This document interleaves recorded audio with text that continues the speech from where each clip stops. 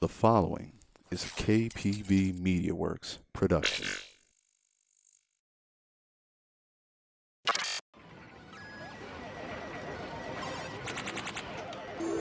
Choose your fighter. Hello, everyone. Once again, we are back for KPBCast. This is Rodimus Prime here with another episode. Today, we have a former Evo champion, which I'm very excited about. One of the gods of Marvel's Capcom 3, straight from South America, Chile. Your friend, our friend, Mr. Big Body, Kane BlueRiver, Nicolas Gonzalez. How are you doing today? Thank you, Rodimus, for having me here in the first place.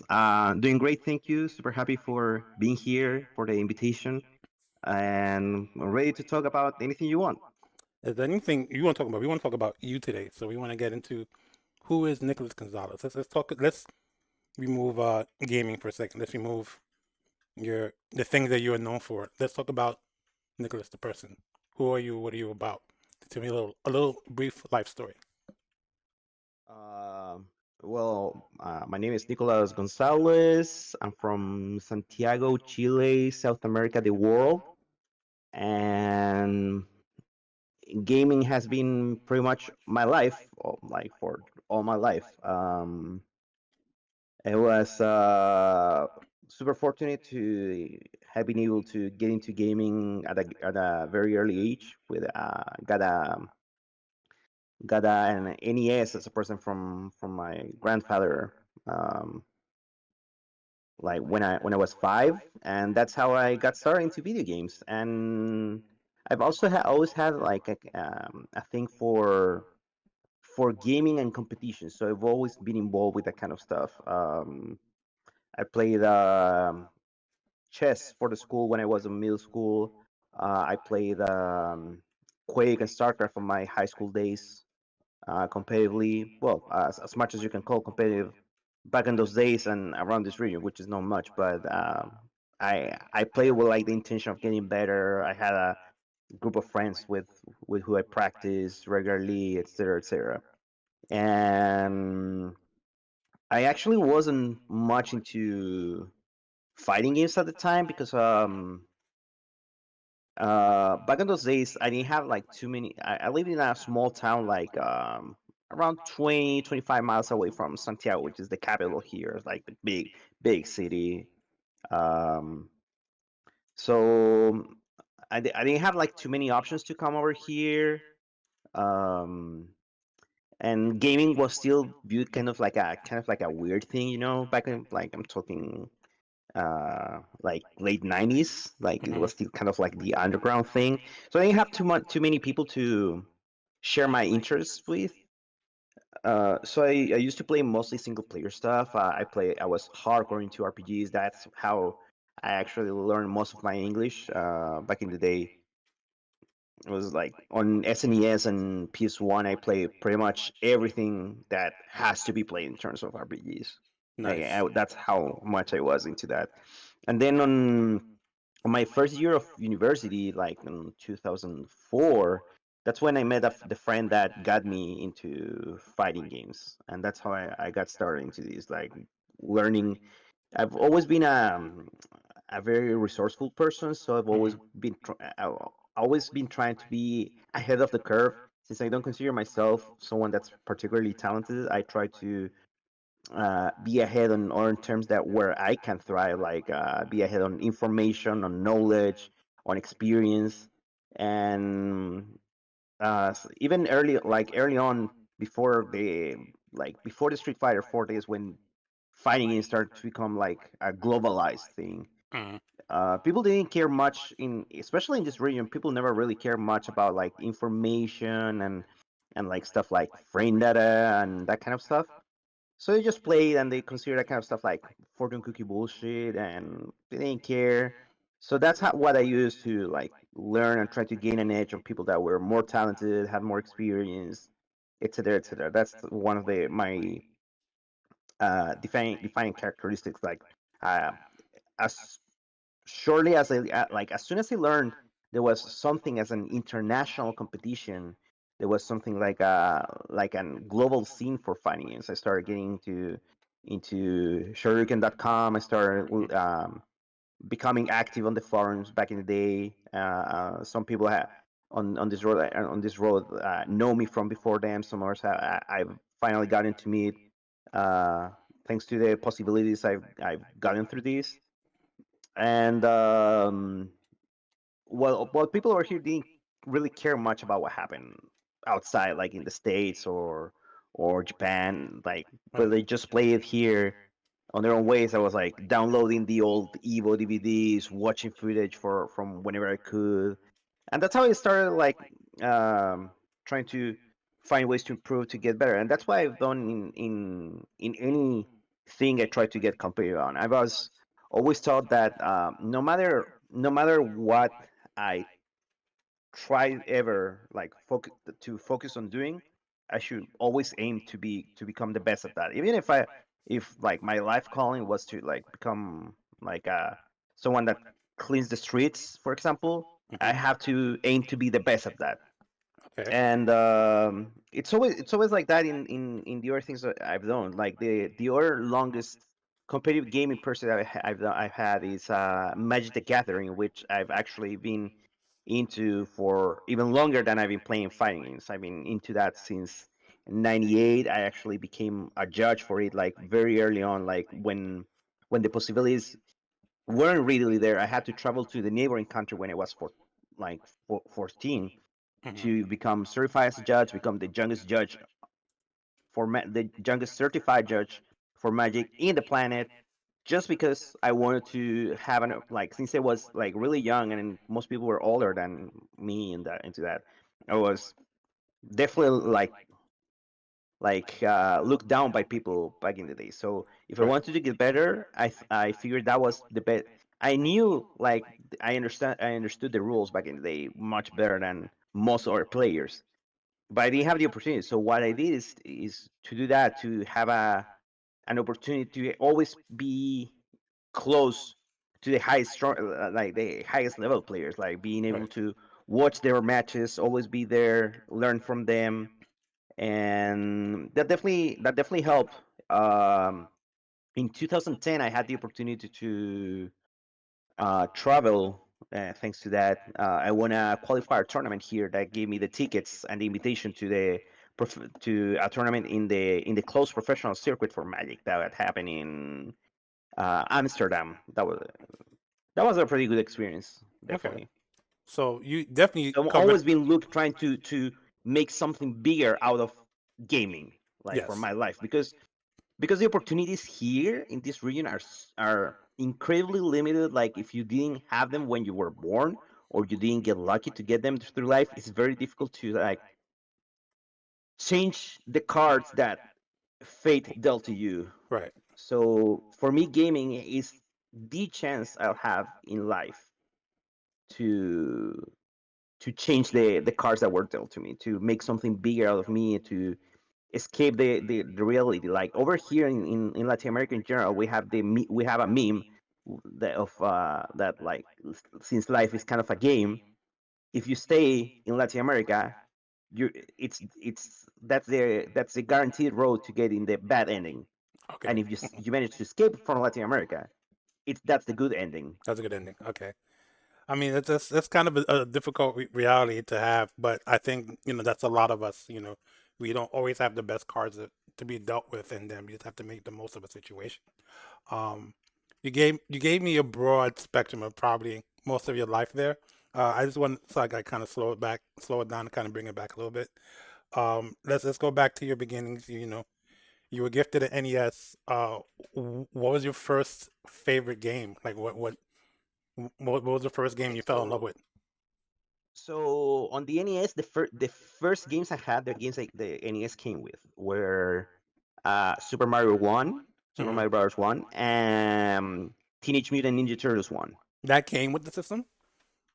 I mean, Oh, that's what you got. Mario came with the system, and they also got the TMNT because the TMNT game to go along with it. Oh, nice. Like, Okay. All right. dude, so So, it's like that's why I'm not afraid to like take risks or like go through go through like difficult things, like I'm not afraid of that because I was literally raised in the flames of hell. Like Yeah, you have. Team MT1 is hell.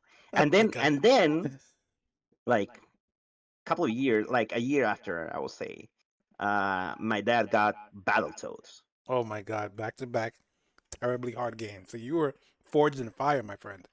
Very Yeah, early. definitely.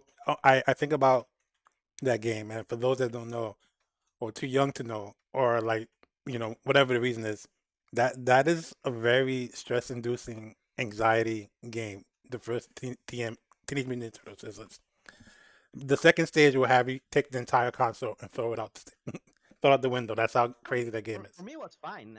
I actually have fun. I like challenges. I like to feel challenged because We do. it brings the best out of me. So for Yes. me, it was super exciting. Did you beat that game as a kid? Yeah, took me like 4 years, but it did beat it. Like, I mean, I was 5 at the time, so it Yeah. was like very like. And then I started getting other games, but I still always had it like on the side, blah blah blah. So I always came back to it a little bit. I learned more, and then I was able to finish it after a few years. Nice, nice. So you got an early like pedigree under your belt. You start off with Super Mario Bros., which is not an easy game either, when you're starting out, but it kind of gets you ready for the games that will come. Yeah, Battletoads, and you move on. I know I've interacted with you a couple times in the tournament, a lot of times on Facebook. I know Hmm. you're an avid game collector. What was like your progression in terms of like collecting systems and like I mean, after NES? Like I know you said you get into RPGs, so like what was your first RPG? okay, so um, I think my first RPG was actually Dragon Warrior. So Okay. basically, Dragon Quest One. Yes. I think that was the first approach. I think I rented it in a video club Hmm. back in the day, and I think that was the first RPG that that I rented that I tried. Hmm. But I think the first RPG that like that made me feel wow, this story is amazing, this graphic is amazing, what's going on is amazing, I want more of this, was Illusion of Gaia on the Super NES. Okay. All right. That's a good game. That's a good game. And Like that also leads to no, that's a good game. I would say I was a big fan of Enix back, which yeah, is yeah, no, also which definitely. also created Dragon Ball, Dragon Quest. So that's a Yeah. good game to um so for example, I was able to like play a bunch of games of like the trilogy, yeah, like the Soul Blazer later, and well, Terra Enigma, thanks to emulation, because it's a fantastic game that never got an official release in this side of the world, only in Mhm. Europe and Japan. But that also leads to my favorite all-time video games being RPGs, which are Final Fantasy VI and Chrono Trigger. Those are definitely the most the video games as a whole closest to my heart, the dearest ones to me, and also a big part of my inspiration to become kind of like an adventure in all this thing of trying to become something on this, trying to go through the untreaded path, try to reach something better for me. It's in no small part thanks to the inspiration of those games. Right. I can definitely see that. Like the inspiration of just being in an RPG and traveling the world and being stronger. Like you took a real life approach to that, to your career and the things you've done in terms of gaming, which I think is very commendable. When I think of you, I think of like the Street Fighter 2 map and like you just on a plane because you've probably been to like tournaments in what 5 or 6 continents, at least five, I want to say, right? Um, for fighting games, mm, I've been for fighting games. I've been in most of South America, Hmm. in all of North America, and East Asia and Southeast Asia. Okay, you never went to Um, Europe. only not for fighting games. Okay, Like but you've gone when traveling I and went like for but you've gone traveling for gaming, probably. yeah, yeah, yeah. Okay, so Yeah, yeah, that's because what I mean. of Yeah, the Magic tournament they won, that got me the ticket. got you. Uh, like especially back in the day, like winning something was the only chance I would have to go out there because of how expensive it is for us. Like there's no money in this region really, so uh for me it's like not feasible to like just get the money and Right. travel Yeah. somewhere, like go to a major or whatever and then come back. That's also the reason of why whenever you saw me around in the States, I had to be around for as long as I could, as I legally, as long as I could, Right. like tied to the legal possibilities and the resources I had, Right. because Based it on was your so hard for visa. me to. mm, I'm sorry. because it was so hard for me to get the opportunity to be out there that Right. basically whenever I got the opportunity, I had to make the most. I had to make the most out of it. Right. You probably would just come here and you just probably do a circuit of like events because at full strength, the FGC here in the States, you have pretty much a major just about every month, uh, give or take maybe 1 or 2 months out the year. So I'm sure you would come for probably months at a time and probably do like what we call a circuit, which is go from each event to each event in between, Yes, as much as your resources would allow you to. That's what I'm thinking. basically. All right. Okay. That's so awesome. Like so, you we like to title our podcasts a name. I know we had a name already, but I think this could be you could be the legit world warrior. This could be the legit world warrior podcast. Like I think that would be a fitting name. We'll when this gets broadcasted, we'll have a name by then. But I Okay, I I, sounds I good. I'm putting world warrior in the bag to names because that's definitely. I mean, I just see you as a I mean, Ryu duffel bag on the road, you know, defeating everyone. pretty much. It's just that a lot of people get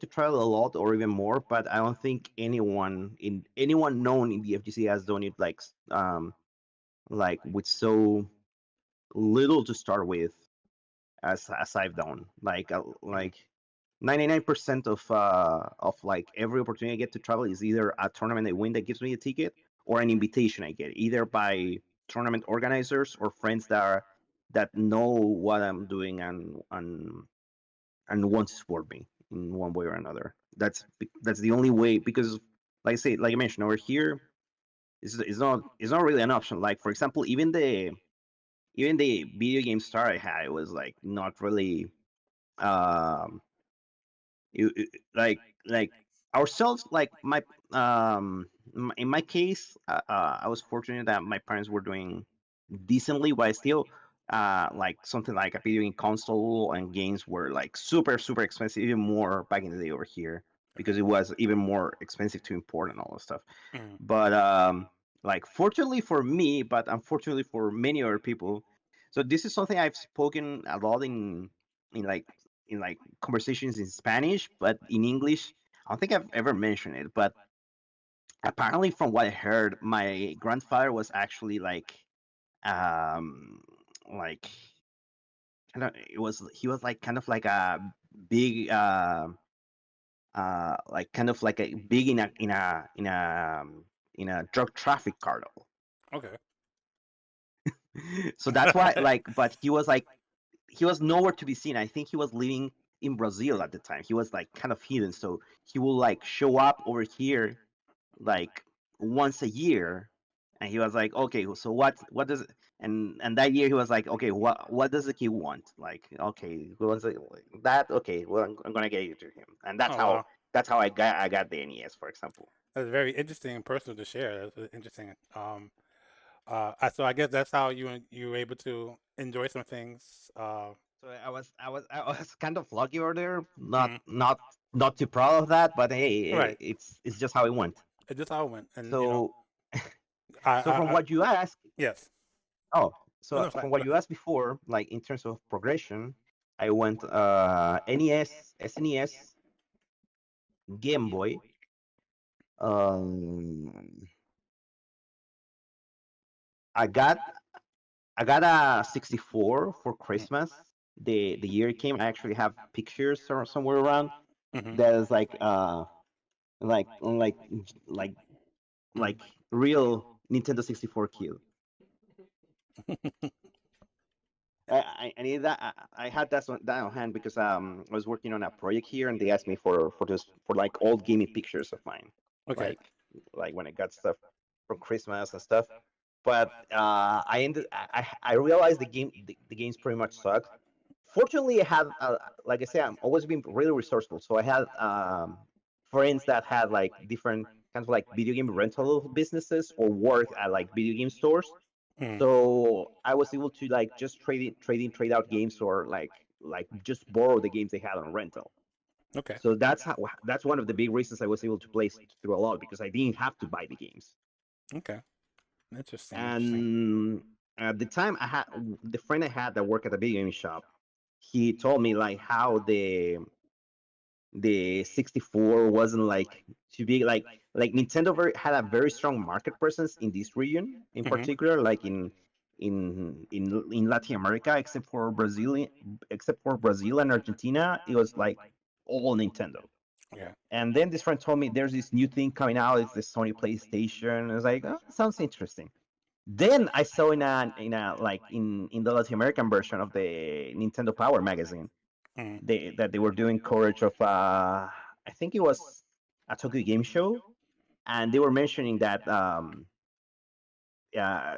Square was gonna stop working with Nintendo and they were gonna start working with PlayStation with Sony because of the larger capability of the disc format versus Right. the cartridge A format. cartridge. And Yes. that's when I decided, okay, I'm gonna make the switch. So I went to my friend, and because still Nintendo was like the super popular thing, he offered me to trade like straight up my 64 for a PS1. Hmm. And then when I went to the store that day, I saw the intro of Mega Man 8 in Japanese Rockman 8, Yes. and I was like, why? What is What? this a Like, game? yeah. Is this a game? It was like all anime, right? You had like anime like Yeah, feel and everything yeah. I was like, with the no, videos. this is not a game. You got to fucking kidding me. And then I saw it. Like, this looks beautiful. What have I been doing? Fortunately, I had like the 64 for only like 2 or 3 months, so it wasn't like too much. I only got to play two games there, like Mario 64 and Wave Race 64. Hmm. You know, And I'm sure you know about this, and in case you didn't, but that's I always think about this. It's a moment in gaming history, right? Because Sony, when it was Philips, had approached Nintendo to do a CD version system, and Nintendo turned it down. So then Philips would then approach Sony. That was the PlayStation, and I always think about how much the gaming industry would be different if oh yeah, Nintendo yeah, yeah. had went with what Philips offered and did a CD system. I think about that all the time. Like that was like such a pivotal moment. And while Nintendo survived, they created their own niche market with the Wii and now the Switch. You know, I always think about how different the gaming world would have been if they were the Sony PlayStation instead. It's And there must be like a parallel dimension where Yeah, Nintendo decided to go through it. It's yeah, like they're and probably ruining Nintendo. the world right now. They're probably bigger than Amazon right now. Yeah, I Yeah, won't doubt it. Nintendo smartphones and Uh, stuff. And Also, there's a thing that like in this region, as you know, piracy is rampant. So yes, uh, pretty much every shop offer you to like like pretty much every shop, but they offered the sold the PS1 already modeled, okay, like straight up to play burn games, okay, right? yes, So that's also how I got to play like most of the PS1 library, just playing burn games, and eventually started learning how to do it myself and using the CD burner at school hmm, to start making my own. That's how I like started getting to play more and more things. Then I got a PS2. Then then a PSP, which remains definitely one of my third favorite console behind like the SNES and PS1. I always have to say the PSP is my third favorite console. Hmm. It's like it was just so far ahead of its time. Like so many good games, so many things you will have never expected to see in a portable device. Um, then the time for the launch of Street Fighter 4 came, and over here everyone was getting PS3 because this was before people understood that most fighting games run better on Xbox 360, right? Right. Yes. So on the first like initially on that generation, everyone was on PS3, uh, including tournaments in the states. Yeah.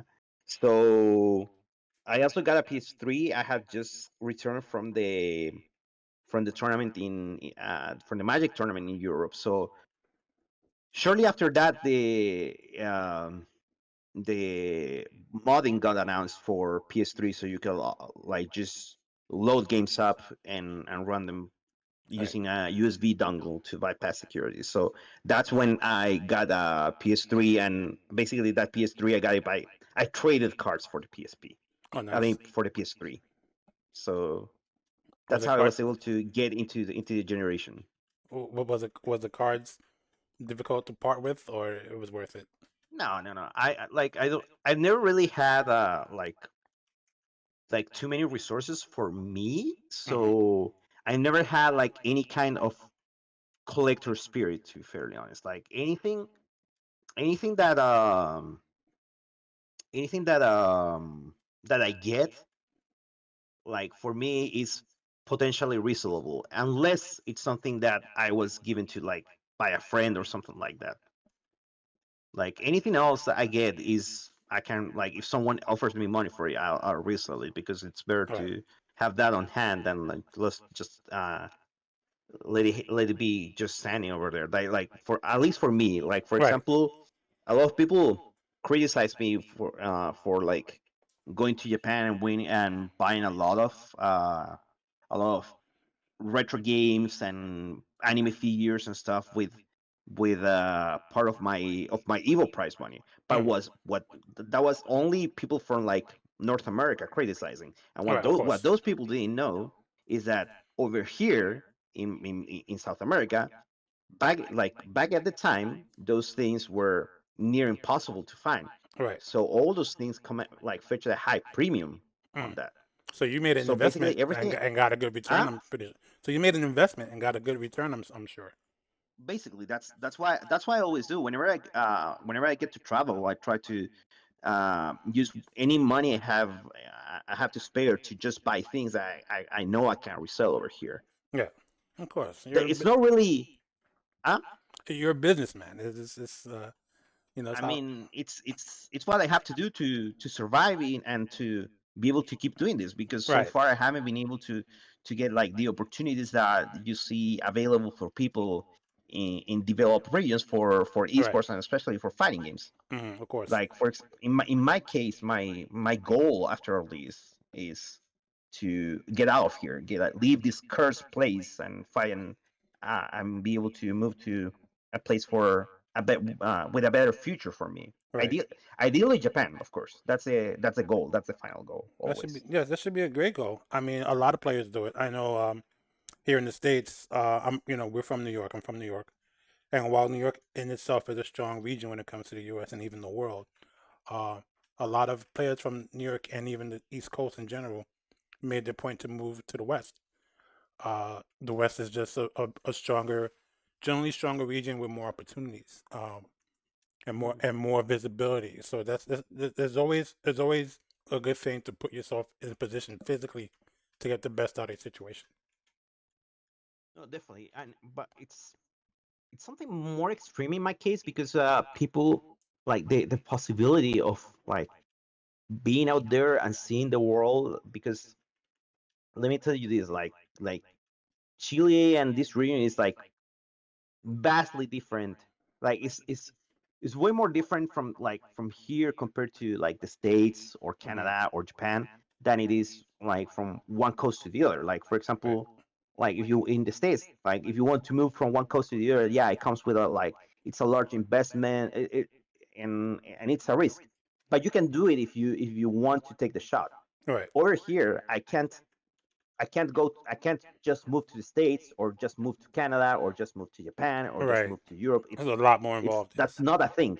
Right. That's not a thing. It's not possible. I mean, it's not even the problem is not even money. It's legal. Of course, if you have like a ton of money, you can kind of Make it buy work. Yeah. your way in. Buy But a win, but it's a lot of that's definitely logistics, far from being my case. So a lot of bureaucracy, and just to be able to do that. I totally understand. and also like even from Japan, like for people like a lot of people in the States ask me, why don't you just move? Why don't you just go like do like the classic that most people that from the States that want to move into Japan do as like the entry point, which Hmm. is go teaching English. That's not an opportunity for me. That's not a possibility for me because it's not available for me because why in Japan they don't want someone from Latin America Right. teaching English. They want someone from the U.S. Hmm. and they want a native speaker. Even if I have like certifications or high scores in tests of English proficiency, stuff like that. They don't want that. They would just want a native speaker. It's the Right. same with, and even with Spanish, it's the same. They'd rather have someone from Spain than Mm. someone from Latin America. Latin America. So Okay. in every kind of thing, people from here are looked down upon. Even in competitive fighting games, like we're looked down as scrubs or as people that don't know what they're doing, as like unga bunga stuff like Right. that. Meanwhile, like for people from East Asia, like Japan, Korea, China, whenever they show up at an American tournament, they people give them the red carpet treatment. Right. And if Daigo Tokido do wake up DP, wake up super, it's like, oh, these guys are geniuses. Yeah, they're These guys really. like If were you do it, you're mashing, and you don't know what you're doing, they had and you're. they had the read like they knew like this so like they had the read from like the beginning. Right. Yeah, they read if you. if I do that or Menardi does that or Brolinho does that, oh, this guy's a scrub, this guy's a random Yeah. scrub, oh my god, this how why will this guy do that, this guy's crazy. Right. If Kiyomo wins, he's a nut. Stuff like that.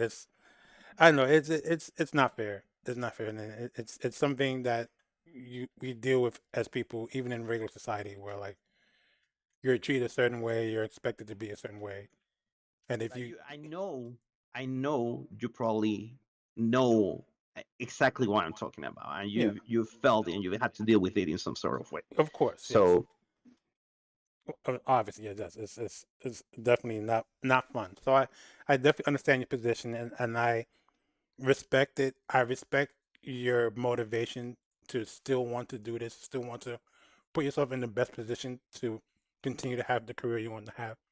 And I wish you all the success. I hope that it comes true for you. Uh, thank you. I want to get a little lighthearted subject and talk about your T-shirt. Talk about that little machine in the back there. Um, what's that about? Huh? Okay, SNK so guy. So because we people are gonna watch this and most people know you for Marvel in the States, right? Even though yes. I've seen and watched you in person take a lot of names and numbers in KOF. So tell me about SNK for you, because also I have a friend at SNK. His name is Lauren, and we've talked about you plenty of times. He's a big fan of you. He's a big fan of you. Outside, Lauren's the best. yes, I he's a love big Lauren. he's a big I fan. love He Lauren. loves to watch your matches. So I want to give him a shout out because he's helped us too. Thank you so much, Lauren. He I'm gonna make sure he watches this. Like he can see this. I love Lauren. yes. Oh, He's a great guy. He's a great friend. One of my friends in Japan. yes. Like one of the people, Lauren, if you're super good watching, guys. I Like hope you're doing well. I hope you're okay. And yeah, he talks about two people. It's the two people he talks about, which is someone else that you've played before. I know He talks about Umo, and he talks about Scamby. So those Mm. are his two favorite players to watch. He says. Yeah, definitely, So, definitely. but for SNK purposes, tell me about your feelings on SNK and where have you gone in that journey? So because of different circumstances, I've been able to help SNK with different things, especially lately with the Samurai Show Neo Geo collection. Mm-hmm.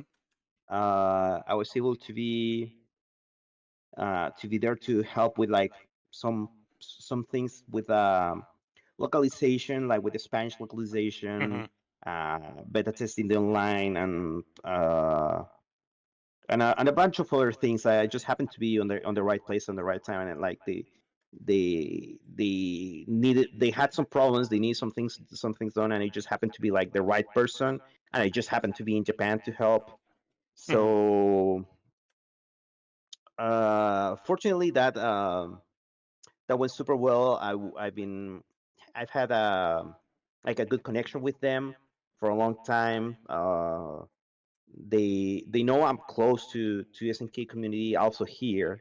That's why I have like a lot of people don't know, but I actually like, as you've seen live, I've even won majors, and you've been Mm. there recording that. Yes. Won majors of for KOF games in the states. Of Yes. course, I'm not like a renowned player like the big ones, but the thing is that the fact that I come from a strong region in KOF, like I've been able to even learn things from Mysterio directly, who happens to be Mysterious. Whew, for a me one of god. the top three players in like one of the KOF 13 gods. Oh my god! I was Like just watching. if I was like, go ahead. if people consider me a Marvel god, then I think Mysterio is one of the KOF 13 gods. For Even though sure. got he didn't get to win Evo per se, I feel by he won a ton of majors, and by winning the big Korean tournament that was held Hmm. in 2015, I think he cemented his position as like one of the strongest, because that tournament was probably the most stacked KOF tournament in history. Yes. The tournament he Yes. won, and he was able to, at his peak, he was beating Tokido, Shanghai consistently, and basically after that, like they have to put respect in his name. Yes. Put some respect on his name. Fortunately, and also I got to like I happen to be close to two of the biggest scientists for KOF over here, which are Tortita and Guts, who used to Okay. put out a lot of tech for KOF, especially even like on the 13 days, a lot Yes. of tech. So I learned a lot from them, and that allowed me to, without being like a dedicated KOF player, I was able to get to a level where even though over here was like one of the weakest players, Right. or like whenever I went to the states, I was able to Oh yeah, you're pretty formidable like in the states. put out a good show, Yes. and Yes. especially like the other thing that I had is on my side is that I also played a character that was underplayed and that no one like really considered like a big threat, and I was able to do good things with him, which was Raiden. Right. And yes. So that allowed to also bring a lot of hype and all that kind of stuff. So that definitely helped um, to get SNK's attention. The first big like close approach we had was in 2017, when they invited me for the KF14 World Championship, Mm, yes. because I like, the thing is that I was like the strongest. I was not just like not very well known for a like for KOF, but I'm super well known in this region, Yes. and I'm well known for Marvel in a different region. So it was also an approach of like having someone that had good reach in this region, Right. and people and have people that play our games. It's kind of like when you have like kind of like a guest character in a Hmm. fighting game, and you're like, why will they put this character? Like, will they put someone like Negan in Tekken 7? Right. Yes. But of course, that's like a very sound business decision, Yes, because it you is. get to people that otherwise would have never gotten into the game with that. And this Exactly. was a Yes. similar thing. It's like to reach an audience that you won't otherwise reach, because in Latin America, sadly, there's no. I would say there's no other player that has like a strong social media presence either. Right. Probably just Mena and like his other like DR friends, because they're Yes. close to the states. But like for Latin America overall, I don't think any other player, any other FGC player has like as big of a social media presence as I do. I mean, I work a lot on that because I've learned that that definitely helps. So having given that opportunity, I also help SNK to manage the other Latin American players that were that won tickets to go to the tournament. They won qualifier tournaments, Hmm. but because of different countries have like different visa issues, and SNK wasn't like too knowledgeable on how to handle those, because it's like how this region works is like kind of mysterious for like people outside of here. So Right. that's how when I stepped in, I was like, okay, I got this. I'll help you with this. Let me handle it.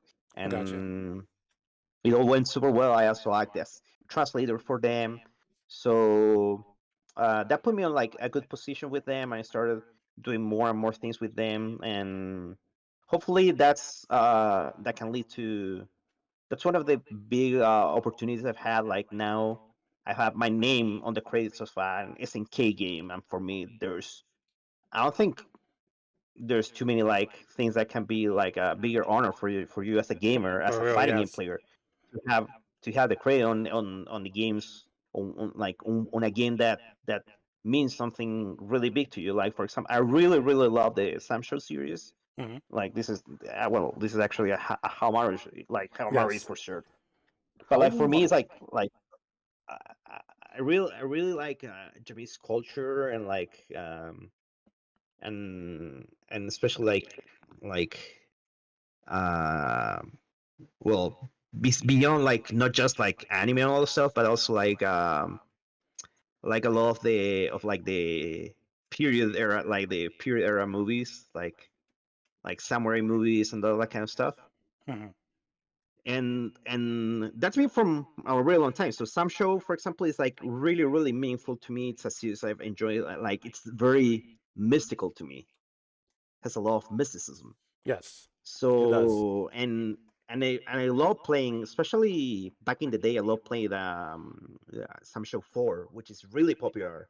It's super broken and also really popular. Like it was probably the most popular in this region back in the day, Mm. because of how I don't know if you know this, but Latin Americans have a penchant for like playing cheap broken stuff Broken games. in Yes. games. Yeah, I was just watching. I was Like gonna say, I just saw Mysterio play the other day. I was on Facebook, and there was a match. It was I forget what they're called, something arcade, but they had like first to 10. I think it was him versus Violent Kane, and he like Mysterio is basically winning the sets, but then like every time he lost, it was mainly because of Iori record loops, and it's like, oh my god, it's so cheap. Like just sit there and it's like, yeah, and it's like, Mysterio is a special um Mysterio is a special guy, super good guy, like one of the yes. best people I know, and super gifted too. Yes, To the be first fairly time honest, I saw him, I think we did a big. First time I saw him in person, or probably I heard of him, but first time I saw him in person was in uh I think it was a winter brawl in the States one year where we had a big pot and a lot of Latin America came up, and it was like the top, not even the top. It was a stack tournament, but the top 16 I believe was mostly Latin American players. Like our best players did not even make top 16. That's how strong the tournament was. And yeah, it was super stacked. I think that was a period where Mysterio was actually living in the States, so mhm, he was trying to go to as many events as possible. So yeah, And and like make a big name for himself. I was just looking at the skill gap, not to knock our players. Like, we just did a podcast with Curtis from DCB. I don't know if you know Curtis of Dynamic Yeah, Custom of B course, Works, and how much he makes fun of how Americans lose and stuff like that. of course, And, of course.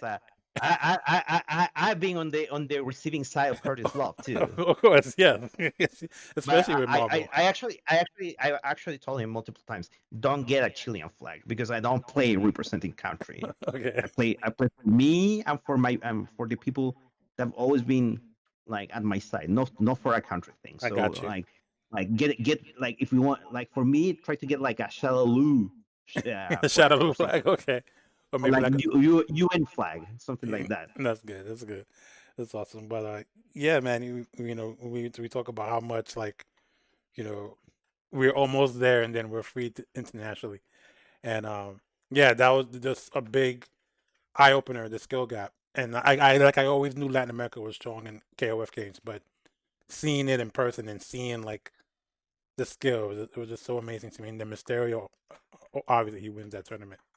No, I was just like, wow. One of my personal dreams, I think Steve agrees with me, is that we want to go to like a Latin America area and just play KOF with that community for like a week, maybe even a month if possible. Like we just want to travel. I mean, feel free. I mean, over here, feel free to come over. You know, I got. If I'm around, I got you. And even if I'm not around, I'll make sure that if you come here, you're taken care of, 100%. Because it's That, the least I can do. When like people, like not many people know this, but whenever someone FGC comes here, I make sure that person gets taken care of 100%. Even either like by myself directly, or make sure or people treat this person like the best way they can. Because so many people have helped me like without having to mhm. on these travels and have made the opportunities that I had possible for me that the least I can do I feel is to pay it forward. So no my and it's not just like esports big players because we've had the fortune to have like different well-known FGC figures, not just players. So like from the known ones over here in Chile, I think we've had Justin Hmm. Justin Tokido, K-Brad, um,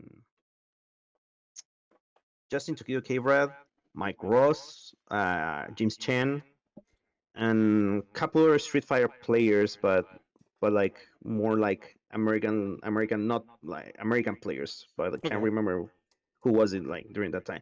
But besides them, of there's also like random FGC people that have come here, like that I don't even know from different parts of the world, and I've had them like even on my house, like no worries. Like for the Chilean major tournament one year, there was a Japanese player that wanted to come, and it wasn't like a top Japanese player or anything. It's just someone that liked to travel and go different tournaments around the world. It's like, no worries, you can come here, stay with me, no problem. I've had like for a major, I had like I don't know, like 7 Brazilian players here in my house. Hmm. I had players from different countries. Like whenever they come to tournaments, like I try to help as many people as possible, and not even when I'm here, but whenever if someone is in need and I can help, then I always will help the person. Like whenever there's someone like in need, because I've been in that place too. So like I'm just paying it forward. I've That's had awesome. friends from UK, US, Latin America. So yeah, basically. So if you want to show up over here, just let me know, and it. I got you. Well, Steve, you heard We that, actually right? have like a super. We actually have like a super nice arcade over here. So over here we have like Yes, there's yes. I'm two sorry. I'm sorry to cut core. you off. This is what I'm sorry to cut you off. Please tell me about your arcade scene, and tell me So how you got into it. over here we have two core FGC venues. We have Dream Match, aptly named, of course. Fitting, yes. Dream Match is a Dream Match is a like mostly console based venue. Hmm. Like one of these places where you pay like per hour to play on one of the consoles. Hmm. But this place is owned by two guys that are like super OG KOF players. So Okay. also besides all the consoles, there's like a like two or three candy arcade setups, Hmm. and then there's also these two legendary huge like wooden cabinets, like old style, that most of the time they have KOF 98 and KOF 2002, Oh man, dream. and Sounds that's like a where the dream. local players show up and play, and like even sometimes on Friday nights they used to like lock down the play, like on night do all nighters and lock down the place. They have a small balcony and like do like a small barbecue on the balcony, Oh man, and then grab some beers, some drinks, stuff like that, and just play all night, stuff that like sounds that. like a great time.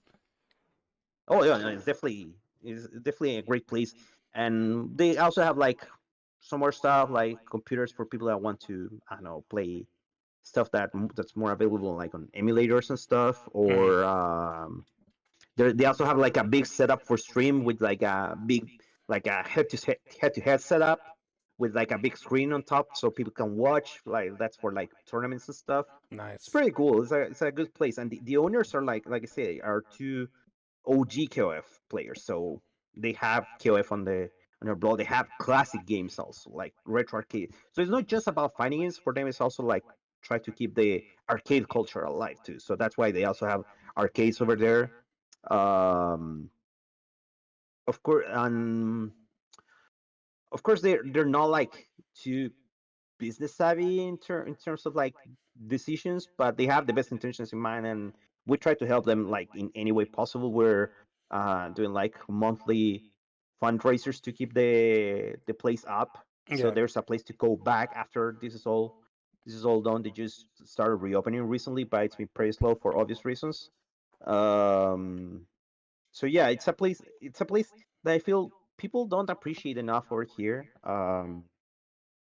Because I don't feel people remember what it was to not have a place like that, a place where just everyone can gather, like everyone, no matter which game to play, you play, like that's the place. Even if you play like, no matter if you play KOF, um, Street Fighter, Tekken, Poverty, whatever. If you play multi, we have there's multi. If you play um, Aquapazza, if you play whatever you want to play, really, or that's the place.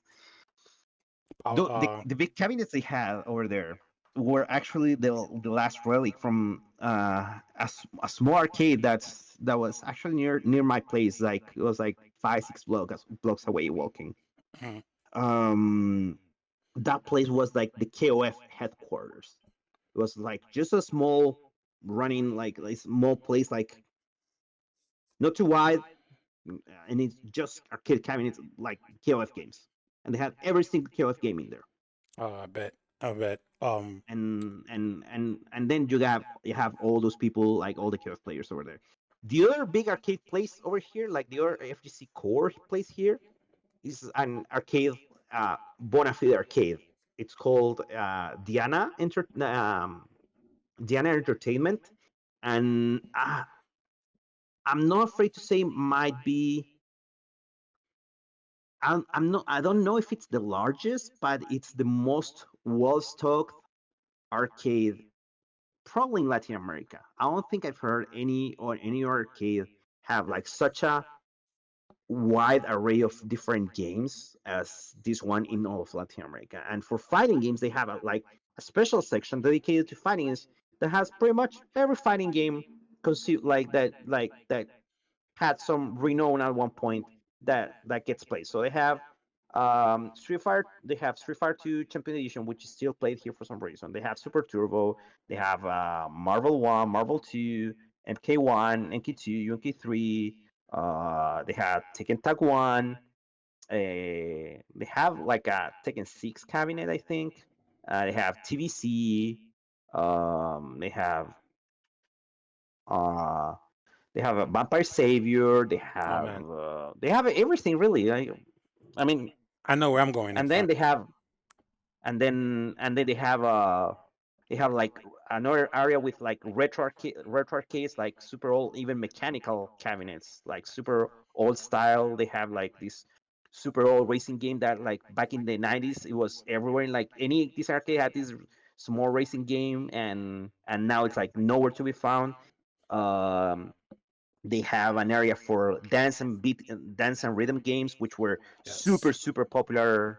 Um, like in like around between like in the early 2000s, Mhm. super popular over here, especially Pump It Up. Pump It Up like was gigantic in not only here but all across Latin America, and they still like keep getting the newest cabinets. Like they keep having the newest upgrades.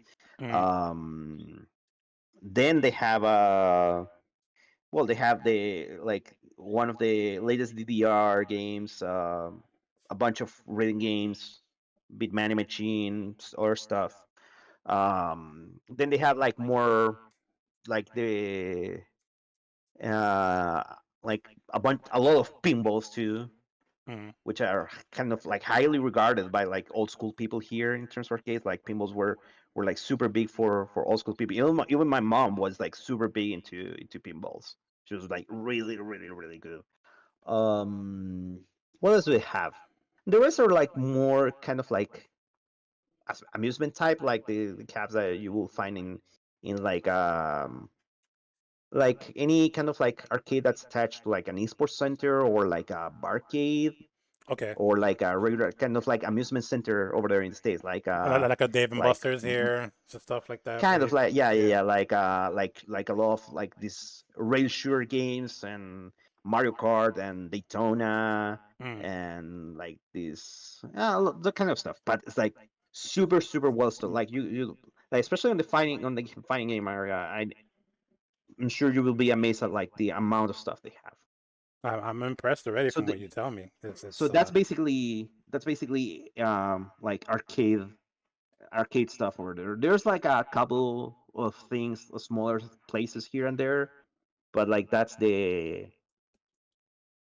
like those are like the places that have like big arcade stuff. Like there's a supermarket like 2 blocks away from me that has like a food court with a lot of arcades that were from an arcade that I had like just around the corner that closed down. The owner sold the building, but he moved the arcade machines to a supermarket.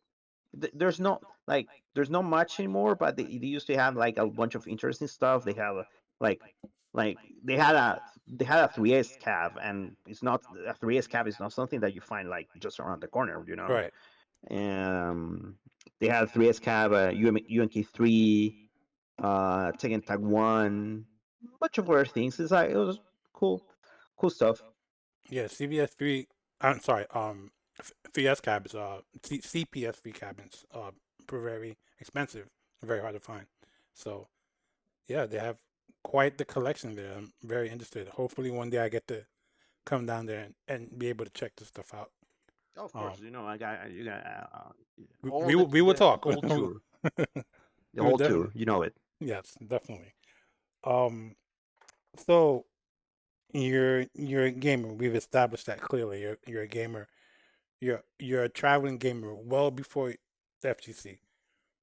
When do you start making your FGC footprints? When do you start making appearances? First of all, what's the game? What is the game that attracts you initially into the FGC itself? Uh, CVS2 and 3S.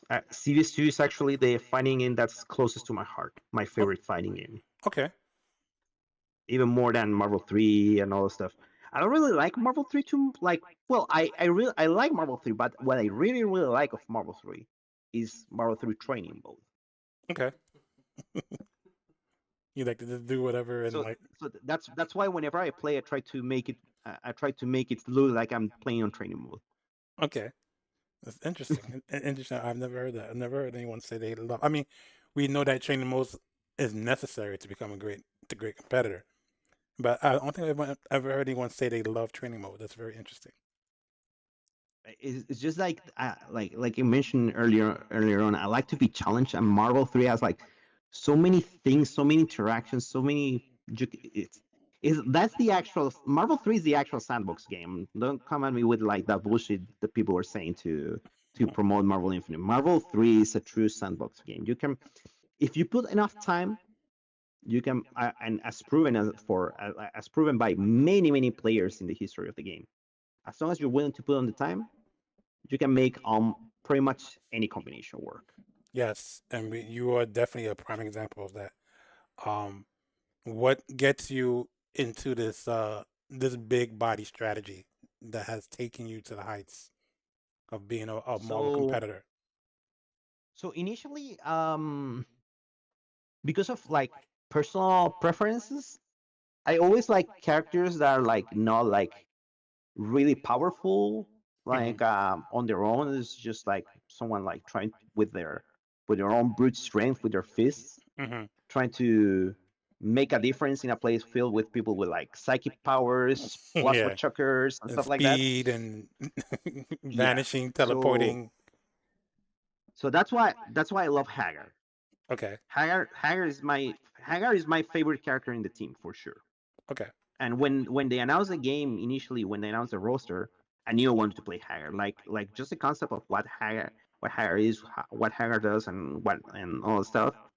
For me, is it's very close to me. That's why I also play Boxer in a lot of his incarnations. Yes, I remember Um, in Super Street Fighter Turbo a long time ago. This is when I think this is long before people were becoming like grandmasters and stuff like that.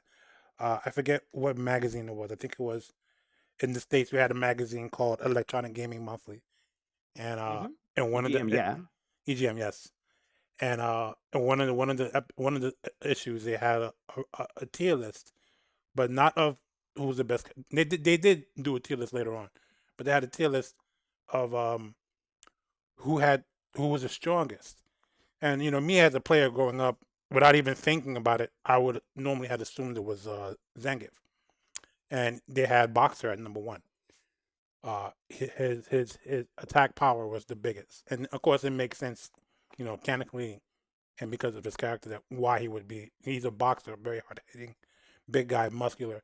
So yeah, I definitely get why you would like those characters. You like those hard hitting, make a difference characters. It's That's it's a, it's because it's this, I feel whenever I go up there, I feel the same. It's like I'm just a guy trying to do what I can with the limited tools and resources I got mhm, against people that have had pretty much everything given in life, have access to all the resources, all the options, all the support, other players that have on the same mindset, which is also something that people don't consider that I don't have over here. mhm. Uh, so that's why I feel affinity with those characters, because I feel they represent what I mean, what I have been through on my FGC path. So, and I also really like wrestling type characters. I think they're really hype. Like that's why I also really like Raiden. That's why I also really like King and Armor King in Tekken, etc. It's not just the Yes, grabs. It's just like it's a wrestling hype, the you rest, know. yes. Um, So I knew I wanted to play Hagar. Sentinel Marvel 2 was a game that never really picked up over here. mhm, It gets played a lot in like Mexico and Peru, but over here it had like a super small community. It was never like in tournaments and stuff. It was only played like a couple of arcades and that's it. But I love watching it, and I love watching especially Sentinel and Marvel too. It's like magical. Like especially watching, for example, Samforce Sentinel for me, it was like, oh my god, this is nuts. So when they announced Sentinel, I was like, okay, I want to play Sentinel. I want to do Marvel 2 like stuff. Like people talk about like his Sentinel. I want people to talk about my Sentinel Marvel 3. okay. You want to have your own Uh trademark Sentinel. yeah. But and then I was like, okay, I have these two characters. Mhm. Who else do I play? When they get launched on like day one, I tried the characters and I was like, for almost like his history could have been completely different, because I almost thought about playing Zero on like as the third character. Okay, which It was wouldn't like this have been character a feels terrible cheap. choice. Yes. But the thing is that with Hulk, I don't really like Hulk, But on a more critical assessment, um, I felt going like with a full power team suited my personal skill. Like it will be a team that will help suit my personal abilities as a player better. Like I don't have good reactions, I don't have good execution, but I have good reads. I consider myself having good reads, and I'm willing to put on the lab work. And at the Right. point, people were not doing one touch kills at all in Marvel unless you had like a ton of meter to spare. So for me, Right. it was like, okay, it's gonna be difficult for me to catch the people. It's gonna get difficult for me to get the hit. But as opposed to everyone else, when I get the hit, I'm gonna make it count. Yes. And that's why I went with that team. And I almost quit. I almost quit Marvel 3 when the DHC glitch got discovered Okay. because that meant everyone had like the same opportunity, the same access to damage that I had without having to pay the price for it. Right. Right. Because you had your whole team competition had the difficulty of getting in. Um, and which something that over the years I've watched and understand anyone who's followed you or plays Marvel knows Marvel understood that of your team competition. So as long as they were to keep you out, they had a chance against you. And yeah, you're right. I would feel the same way. If not everyone had the same opportunity that you have, except now your situation, you're still struggling because they have an easier time through the neutral and getting in. Why am I playing?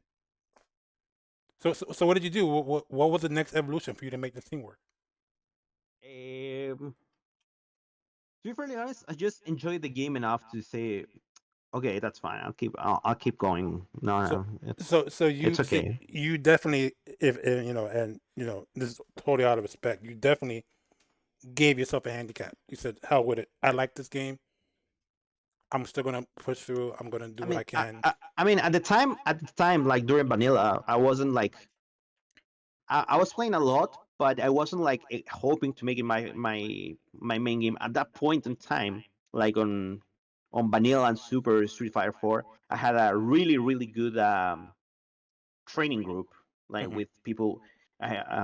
We had a group that was like made by two brothers that I knew from a long time from Magic, because they were like one of when I started playing Magic, they were like two of the strongest players already. And I'm talking about like year 98, 99. And then Right. in 2009, we like 2009, 2010, we reconnected together because of Street Fighter 4.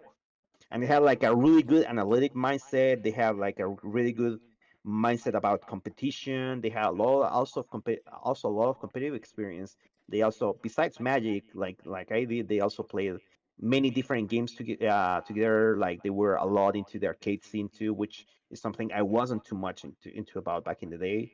Um, and they also played a lot of poker competitively back in the days where you could play poker online and like grind poker online and stuff like that. So they have all this competition mindset and like theory that I really enjoy talking about and reading about and learning more about, like the things that go through the mind of a competitor to like try to improve. So in at that moment, like my competitive focus was Street Fighter 4, Mhm. right? But then I started realizing that I started getting better, started doing more things.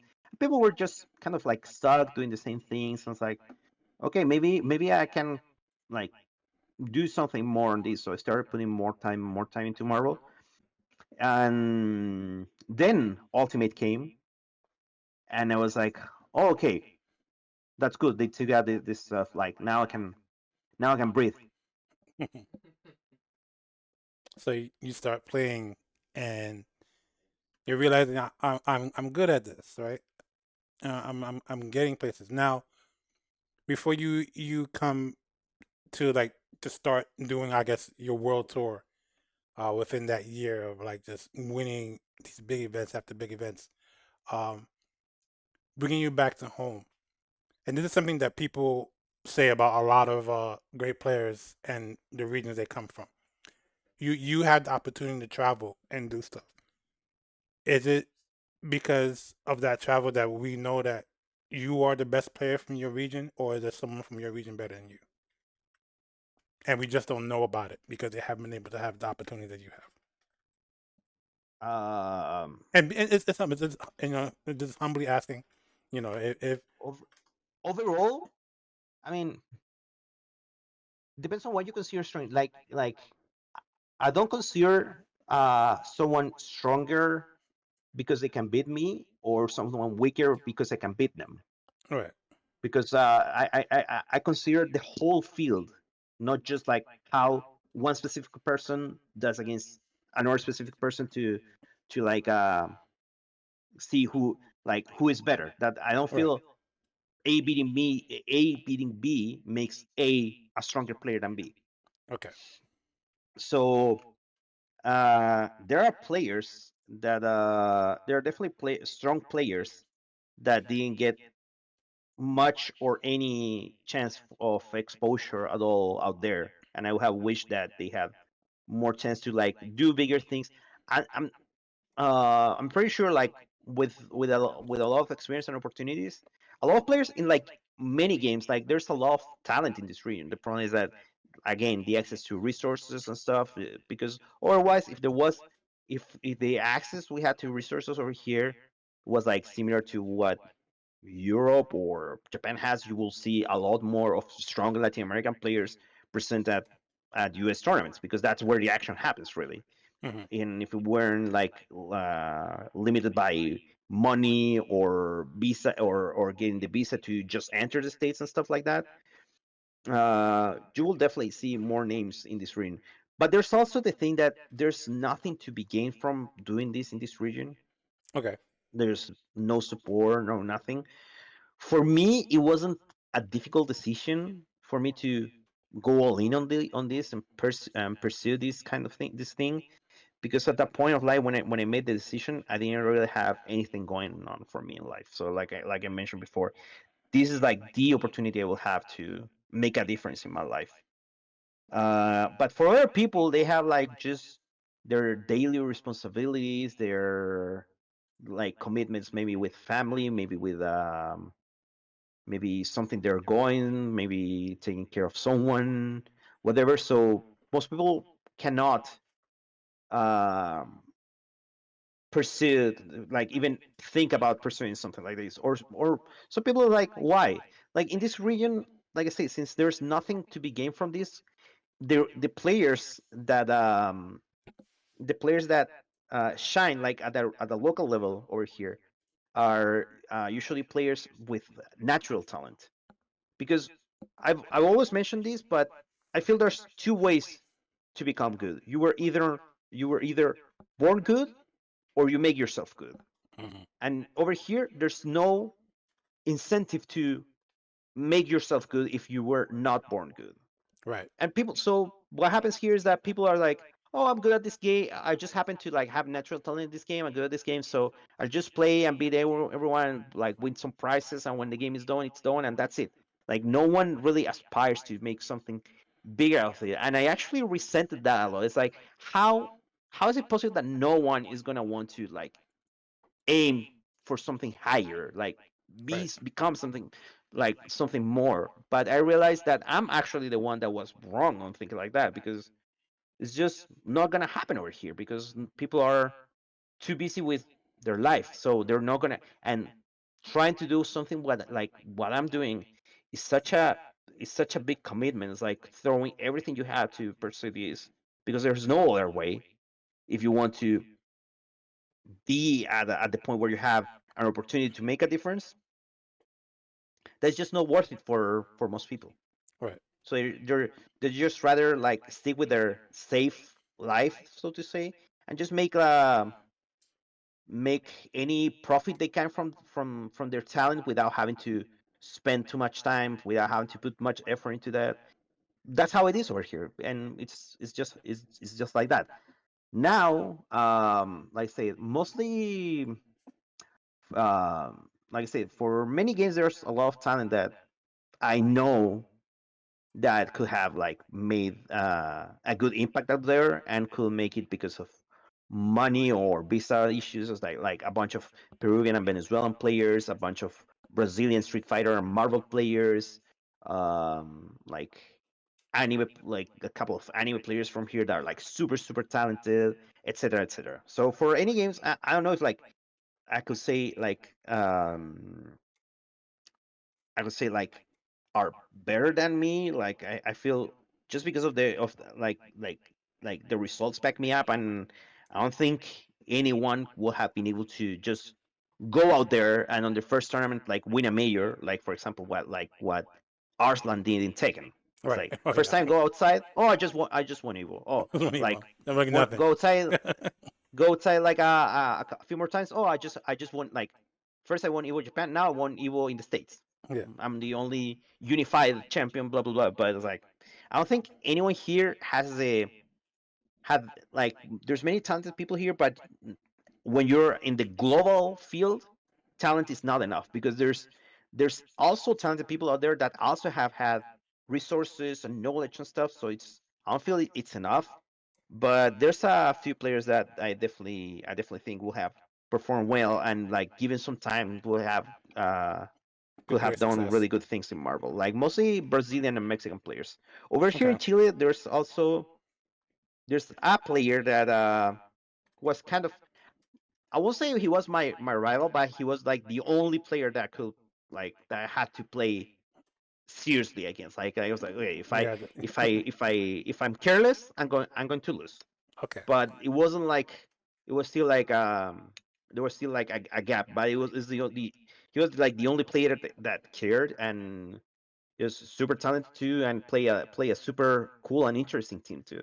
Okay. His name is Moises. A lot of people know him. He actually managed to win a qualifier for Battle for the Stones in the infamous Marvel Infinite Ah, yeah. tournament, The Marvel tour. Yes. and and he played Taskmaster, Viper, Amy, Hmm. and Okay. I dare say he was the best Taskmaster player in the world for sure. Nice. That's a big statement. To be a the best at any one character in any game is a huge statement. So that's interesting. At least like from what I saw, like he was so far ahead of the curve, Hmm. so far ahead of the curve of anyone. I got to play, I got to see about a lot of the people in the States since I was going through plays, and I was like, nope, this guy got at home is way better. Hmm. Interesting. Interesting. And again, it's always a good perspective to hear about these things because, yeah, it's a thing. Like you have a lot of talent in the world, but and that's in anything that uses talent, anything in the world with singing, acting. You have people that are really good at what they do, but don't have the platform to really show it. So, and I mean, it's unfortunate, but it's good to know that there are players out there like that that can, one day show up at a tournament and surprise people. the reality of things is that as much as it sucks, if a tree falls somewhere and there's no one, if there's no one close to hear it, it makes no sound, and Right. that's the reality of it. Mm-hmm. It sucks, but that's how it is. So you need to be there, and that's why another reason of why I try to spend as long as I can, like in Japan, in the States, because you need to be out there to make that noise. Because if you make it over here, nobody care. Over here, no one here cares, and out there no one cares about what happens here. So if you want to make noise, you have to be out there, and it doesn't in but I've come to the realization that it's not don't need to be just out there putting your name yourself and then coming back here. You need to be living out there. It's like Mm-hmm. You need to be it's there. been rough on me, but No, you need to be out there and just absorb the information. Hmm. I can imagine in a situation like you don't have much time in these places, right? So you go out there, you go to Japan, you go to the States, and of course, while you're winning and being successful, you're still learning and you're still charging yourself. So you're learning tech, you're meeting people, and you're doing this in again with limited resources, limited time, and that you have to sit there and take that and compile all of that to become the person that you are in terms of this the community. thing the the thing that sucks is that I come to a realization. So I feel that because of the downfall of Marvel and all that, and I feel that, and because of all what has happened, Hmm. I feel that I'm playing kind of like a new game plus in this. in this race to become the best. So I'm starting kind of like from scratch, but I have a bunch of knowledge and insight that very few people can have due to my personal past experiences and achievements. Right. And one of the harshest things that I conclude is that more importantly than how good you are is how much clout you have, Yeah. how big how big you are in social networks and all that stuff, because that's where the opportunities come from. To be fairly Mm-hmm. honest, it Yes. sucks, but that's how it is. But also, I've also come to realize that more importantly than how much cloud you have is where in the world you're standing, because where in the world you're standing defines if you make $10 an hour, $1 an hour, or 10 cents an hour by Yeah. flipping burgers at the McDonald's, Yes. by doing exactly the same job with exactly the same level of demands of the person. Depending on where you are, you can be making the 1% of what someone else is making by doing the same work in the same period of time. Yes. This is true. So, and that's the biggest impact on me that I've gotten from traveling and around the world and seeing like completely new and different realities for me, is that basically I've learned more to value my time, because people of here don't value their time because their time is worth nothing. So they had a completely different perception of how how things work, how lives have to be lived, and I don't want that for me, because I've seen how much better it could be, and people are like, oh, but try to change it over here. I was like, it's not going to change it. The culture here, the resources here are not here. And why Right. should I try to change it here when there's places where it's already working how it's supposed to be working? Mm-hmm. So you go to those places because it's already established. Hmm. It's just that totally makes sense. And again, it brings more perspective to your struggle, or the struggles you had, uh, to get to where you want to be, and to get to where you continue to want to be. And again, like you said, it's all a fact of life. It's something that you have to put through in order to succeed. Um, and I think people that are watching this, hopefully, this is what I want for people that are watching this, that they listen to your story and understand that wherever you are in the world, if there's something you want to do and you want to be good at it, you have to grab that ring. You have to take it. And I think that's what you've done. You've gone out there again. You've looked at the cards you've dealt with. You've had dealt to you, and you made the most out of it. You know, sky from Yeah, basically. a small corner of the world. Becoming a champion in gaming. Anyone that loves gaming at some point wants to be a champion in something. I remember as a kid, I just wanted to be a Nintendo champion. Whatever that entailed. So it's you're fulfilling, no matter what part of the world you're from. You are fulfilling the dreams that a lot of people want. And so, and I hope you know that, and I hope you know that you're an inspiration to people, I despite your I know struggles. that it's just it's difficult because I feel how difficult it is for me, like in terms of so from what we say, basically fate deals the cards, but we're the ones that make the plays with them. Mm, But at the same time, in my case, the during this road I've been in like really really tough points, and the only reason why I just keep going with this is because like I said, it's the only chance I have in life. And at this point, I've made so many personal sacrifices to go on this that at this point, there's no turning back. I have to see it to the very end, no matter what happens. Even if I die fighting, I have to keep going, because that's all I got. Fortunately, I don't have like any responsibilities with no one. Like I'm not in a relationship. My mom is still like self sufficient. Um, my sisters take care of themselves, so I'm free to do with my life what I want to do. Mm, And if it wasn't for that and the fact that I'm so committed to this, I don't know if I will have been able to keep going. And I've also been fortunate that a lot of people don't understand this, but the networking, talking with people, stopping by, just chatting with people, is for me at least has been as important, if not even more important than like sitting there at at the setup and winning mm-hmm. my matches. Like talking with people, making friends, making connections has been the things that have given me the opportunities right at those times where I feel like, where do I go from now? What happened? Like I don't see how to keep moving forward. What's gonna happen now? Right, Or like I'm almost out of fuel. What I'm gonna have to call it quits for this year.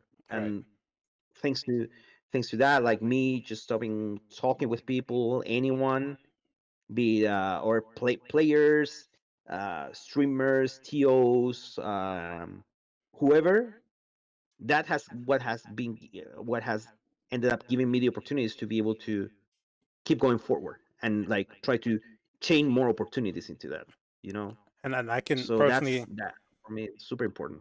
I can personally attest to what you're saying. I've been with you at many tournaments on the East Coast that you've attended, and you're like a social butterfly. I see you. You stop and interact with whoever wants to talk to you, whoever wants to say a word to you. Uh, you've always presented yourself as a very humble and kind individual. Um, and I think that goes a long way. There's a stigma in the community about a lot of players, and especially good players, and what's like to be called top player privilege. And you don't exude that. You are a down to earth being. Very very calm, awesome person just to interact with, and which is why I definitely wanted to reach out with you and just try to find out more about who you are, because I think there's someone, it's people like you that we need to focus when it comes to the community, because sometimes community gets a bad reputation, and it's not always the case, especially when we have people like you. The thing is that a lot of people, like either active or like randoms, always try to throw shade to like Hmm. whoever is doing well or whatever. But I come from the region that's like the expert on doing that, so I don't really care. I'm not really bothered by that Yeah. because I have a personal, hmm, I won't say mantra, but I have like a personal habit myself to not be bothered by by people that don't have anything positive to to offer to my life, to bring to my life, you know. If people talk shit and whatever they want, it's like, whether is their problem, not mine. Like Right. I just keep doing me, trying to keep moving forward because I know how difficult it's been for me.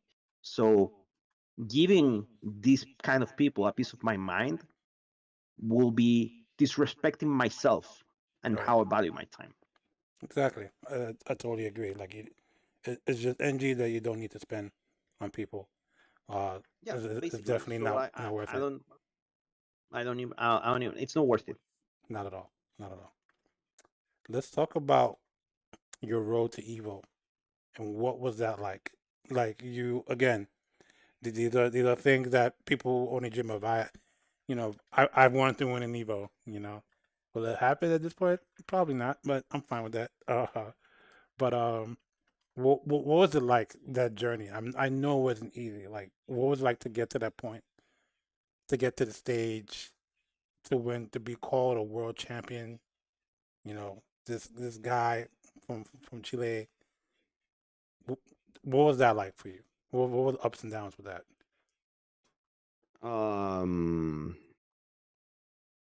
of course, uh, it was tiring to like having to be like the previous years so far away from home. Like people don't understand the luxury they have when they can just go to a tournament, and no matter if they go 0-2 or if they win, after the tournament they can just go back home, let the dust Hmm. settle down, and reflect on that. And that's a luxury I wasn't able to afford. I couldn't afford that one because after that tournament, I had to figure out how I was gonna go get to the next tournament, and I had to spend periods like 6 to 9 months without being able to sleep in my own bed. Mm. You know, so that was exhausting. That was draining, but it's the sacrifices you have to go to do for your goal. Yes. Fortunately, I was able to earn more and more opportunities, especially the opportunity to start going to Japan every year. That for me is like one of the biggest game changers for me, for sure.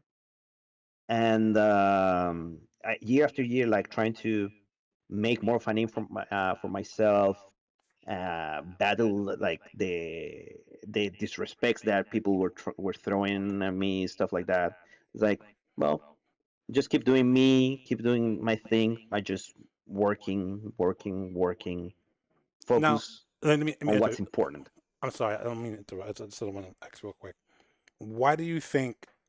I know you say Chile is good for throwing shade, but why do you think you weren't immediately loved by the community?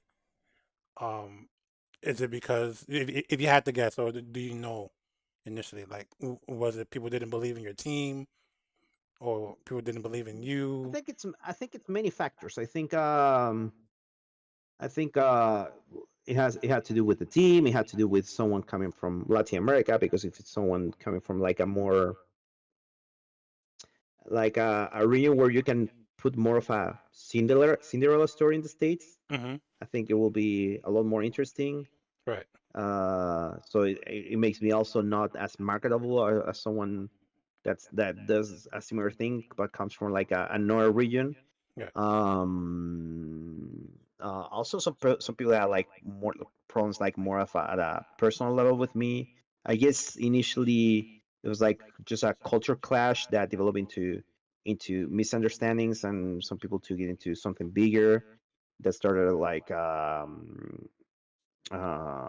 spreading to rumors that like got more and more twisted by the time went by.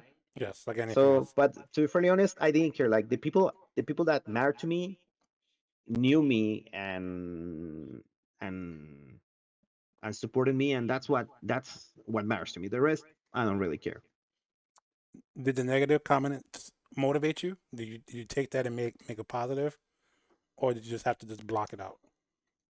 I mean, it's not even blocking, because blocking it or like having patience, having to endure that will imply that it gets to you, but you do like try to you fight with that like in a passive kind of way, but you still fight. I don't even fight with that. It's just I don't even mind. I don't even care. So you're just Like, bulletproof. You just no sweat off my back. yeah, yeah. Like That's what bothers me of people saying that kind of stuff is that that can lead like what actually bothers me from that is that that can lead to me missing on opportunities, because yes. some Okay. people will just stick with what they hear instead of, Hmm.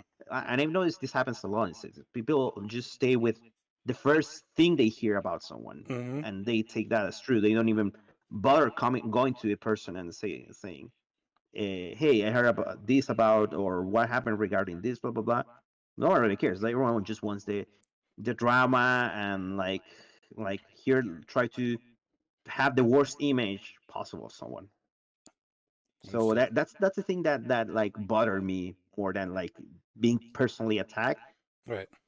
But it's like I'm used to like being denied opportunities, and like because of what people say, or because I'm not marketable, because I'm from Latin America, or Right. because I don't live in the States, blah blah. Because a lot of people compare me to another successful video game player that moved to the States from Chile, whose name I'm not gonna mention here, but I think everyone knows who I'm talking Okay. about. Hmm. Well known, uh, well known, not fighting or not fighting game, depending on who you ask. But Right.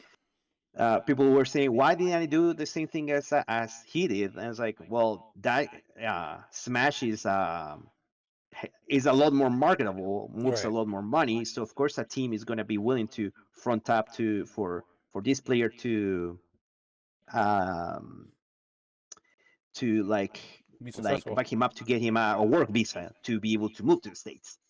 But no one is going to do that for fighting. So as far as I know, it hasn't like in the history of American FGC, no one like no team has like given out a visa to like for a foreign player to be able to move to the States to compete there. I've heard a couple of rumors that a couple of East Asian players were offered the deal, but they refused it. They prefer to stay in the regions. Like, but for like respecting them, I won't say who they were Mhm. because this could be true or not true. But at least I did hear the rumors, and it's players that were like very strong at given periods of time. So it's definitely feasible, Right. and also very marketable too. Also, being Asian gives you an in like additional factor in this, like having more respect and more people like uh, look up to you as more of a figure of an idol. Understood. So Understood. back on the topic, like when I got to Evo 2015, and that point in particular, I had already been like placing super consistently, like top 18 at every major, but I still hadn't been able to win Right. something. Like I like the final clutch. So I thought I was gonna be able to maybe make top 8. So if I made top 8 at Evo that year, for me I was like, okay, it was a good year.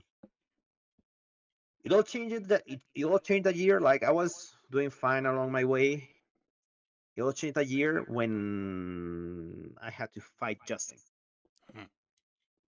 Like that was the fight that changed everything for me because I was actually in top 32 winners in 2014, and I had to play Justin, and I lost to him, and I had to play Chris back to back, Hmm. basically, and I lost. So I lost straight up to them, ended up 17th, losing to first and second place of Evo that year. Right. Which is no slouch. So There's no shame in that. These are no, no, no, these are two players that went on to be considered two of the gods in Marvel. So no. Of there's course, there's like for no me, shame in losing to that. no, of course. I mean, I lost to first and second place of Evo that year, Yeah. so it was like okay, like no shame on that. But on 2015, I was doing so well. It's like I can like people saw me. I was desperate. I was literally in tears at that point before that match when I saw the bracket and saw I had to play Justin. I was like, I cannot let history repeat it. If there's a point in life where I make a difference, this has to be it. Okay. And after that said, like I had to even like stand up and like take a breather when I got the set to two, because I was like, that's that's probably the that's for me the most important match I played in my Marvel 3 career. And after I beat Justin the year, basically I beat both Yes. Justin, the man, the myth, the icon, the legend, Hmm. who was also like my personal black beast, since he had like kicked me out in so many like in a lot of tournaments on the Yes. past year and a half before that. And also I beat the reigning Evo champion. So after that, for me, when I beat Justin, it's like it all changed for me, because when I beat Justin, for me it was, if I beat Justin, I can beat anyone. Like if Right. after like when I for me in my mind, when I beat Justin, I was like ready to win the tournament. And if you see how I play the matches after Justin, for me it was like I'm just here, like this thing is mine. I'm just here doing the paperwork. Yep. That Ultra was like instinct. after that was my mind. Was that And evolution on the fly for you right there at that yeah, moment? yeah, Okay. basically because it's like it was like it was like Rock Lee dropping the weight. Yes. Yes. That's amazing. How did it feel, That's man? that's that's that's basically it. It felt great because How, it's how like did it feel that moment? Like, what was your heart pounding? Like, was it no, like, it was like was it the match unreal? was, it wasn't unreal. It was more than being unreal. It was like It was the feeling of like finally feel my efforts, the work I put into this, it's reflected on actual on something actual. I mean, like I put so much heart and soul and mind and time into this that I've gotten to a point where I can match someone that even from when I started playing fighting games was already one of the best. Yes. That's the way I saw it Yeah. at So that you're point. not only going up against, when you had that, when you win that match against Justin and move on, go on to win Evo. It's one thing to beat your demon, the one thing to win a championship. You had on that road, you had to defeat one of the best fighting game players of all time. Like, definitely, if there was a Mount Rushmore, he'd be in consideration for that space Oh, in definitely. Justin Wong. Yeah. So you you you did a lot.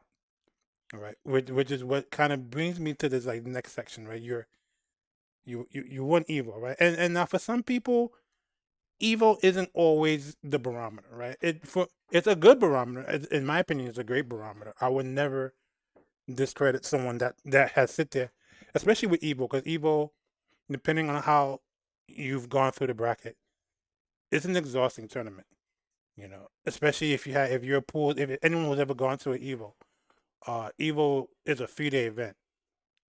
You can very well have pools on Friday at 8 a.m. Okay, and with the idea that if you do well, you're expected to finalize your tournament on a Sunday. So and if your game has a lot of people, you could be playing all day.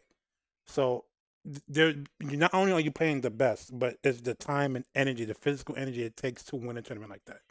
So it's mind blowing to me that there are people out there that could ever discredit or win at a tournament for anybody, especially at an event like Evo.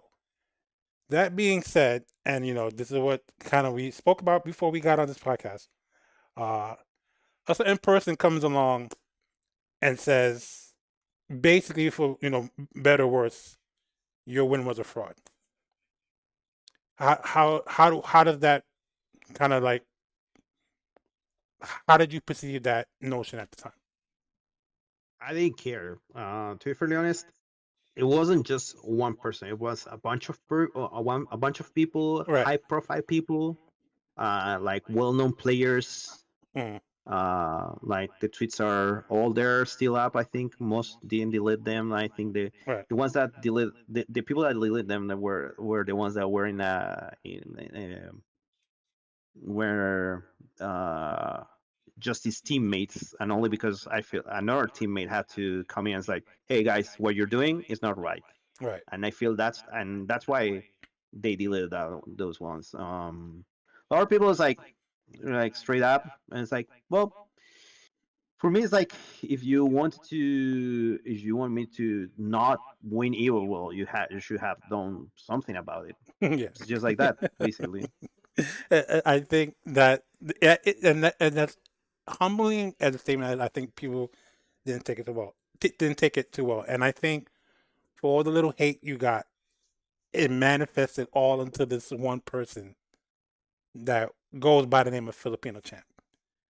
And we go, and this, I of course was watching the slander, and I personally hated it. I didn't think it was call for, especially a person like you. I mean, if it was someone that was not the best person in the community that had a reputation that wasn't good, I probably wouldn't mind too much. It's still whether someone is a bad personality or not. If they earn the win, they earn the win.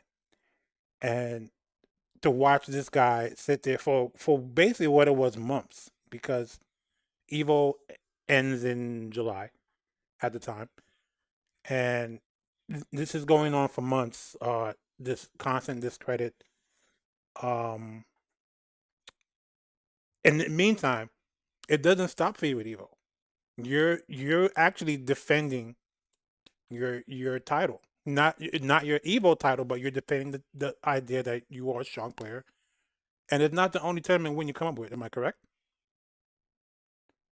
I mean, after Evo, I went to Japan, but then I basically, because of all the season, I was pretty much out of visa time, so I couldn't Mm, really even be in the States for too right. long, and basically at that point, after going to Japan after Evo, basically I had been out of my own place for 9 months. Right. Like Lo- 9 months not being on your own place.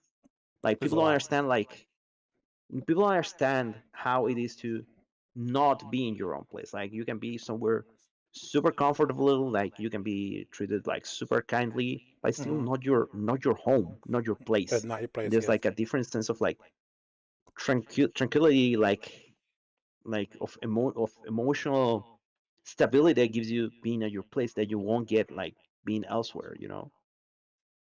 And people don't understand that because no one of them has had to be like 9 months traveling just to pursue something like that, like just going from place to place to place to place to place, like being moving around, not being in your own place just to pursue your dream. And after coming back to Japan, I realized the only tournament that I showed up was so-called regionals, Hmm. because it just happened to be that that tournament was happening on the same weekend I was returning home. So I I checked the flights, so I was able to buy a ticket to like make kind of like a long layover in LA, so I could just go to the tournament, to not planning to play, just go to the tournament, hang out with people, say hi to friends. Because also for me, I never really know when I have the next opportunity to go out there to Right. see people that are dear to me. So for me, it was a good opportunity to see some people that I hold in high esteem, some friends that I love dearly, and to get some games on. But I wasn't planning on entering any tournaments or anything, because plus I was like gonna arrive super late to the tournament. Like I wasn't even gonna probably be able to get in, and like paying, and like for someone like me paying like $60 for just registration for a tournament, like It's a lot. it's a steep price, considering, like, for example, here, like over here, average wage is like 450, 500 a month. Mm. So it's like 6K, 6K, 6.5K a year. Right. $60 is a lot, $6 is a lot. is a Yes. lot of money. So And then not even so considering the conversion. If you're converting, yeah. your currency into American dollars, it's Hmm. I'm sure it's not equal. So yeah, I No, no, no. definitely understand that. So basically, I went to a tournament, and I just did that. I just hung out with people, chilled, and had fun with people. But some people took it as an offense, because I people were demanding that I should have been playing in that tournament, including F Champ. Yeah, But I don't even think he has like something personal against me. He's just like he just he's in it for the hype. He's a hype guy. He's in it for the moment. The I don't consider him hype either. It's just that he just tries. I feel that he just tried to, like, I was just like the perfect target for him. Like, right, and I don't think he's really good people either. I just think he's like using the excuse of playing the role to actually be able to be mean to other people without consequences. right. Yes, understood. Um, but and at that moment, I was like the perfect target for him. But Mm, even after everything was said and done, everything was clear, um, he just went back to his place, and started, when, because he couldn't like bother me anymore. He mm. just started finding someone else to So mess with on the next Monday, typical bully and it's just like that. tactics. Yes. But It's but just you like that. but you So conquered it. You conquered your bully, and I actually, before I even thought about contacting you, I did watch the set recently, and I there's a lot to take in this set. From someone on the outside looking in, because of course I'm neither you or champ. What's going through your mind with like when you had that set at Winter Brawl? Um, but there's a lot to take in, like from someone like me from the outside and watching not only the first set, but then you coming back the next day and like really shutting them up, which I thought was just amazing. Like it was it's one of the most amazing things for me. And there's so many crazy like um little uh two-way fights and gripes with players, but I think what stood out for me in that whole situation was just you being classy. You were a very classy dude throughout the whole situation before, right after Evo, up until that point, and after. And not only were you classy, which would have been, which to me was a win in my book for you. I thought you were a winner just on that point. But then you coming back and then winning the tournament in his face afterwards was just like icing on the cake for me. And I think that was well deserved by you. Um, I don't know if you feel the same way, but I think after that people perhaps started respecting you a little bit more. I mean, you're always gonna have the naysayers regardless, but was that the case? Did you feel like you were getting a little more respect after that tournament? To be fairly honest, I don't think I got more respect after that. Like, it was just the same, like just a confirmation of the people that have always been for me, and like, like just like people that don't want to support me, that want to hate on me, will do it regardless. Right. So it doesn't matter to you. So, yeah. So basically, the the thing of like being classy comes from because from what I've told you. So it's been really really difficult for me to try to become a professional player. I don't consider myself a professional. My goal is to become one, because but I feel that to be a pro player, you need to like pro. For me, one of the things that requires from you is that what you do is your profession. That means that you make your living out of this, which Mm, has never been the case for me. It's like I'm just surviving, like surviving the day by day. Sometimes I get like good opportunities. A few times I gotten some like that have allowed me to subsist for more time, but it's never been like an consistent living, except for a period like during 2018 and the first half of 2019, in which I worked over here with through a with a like as a brand ambassador for a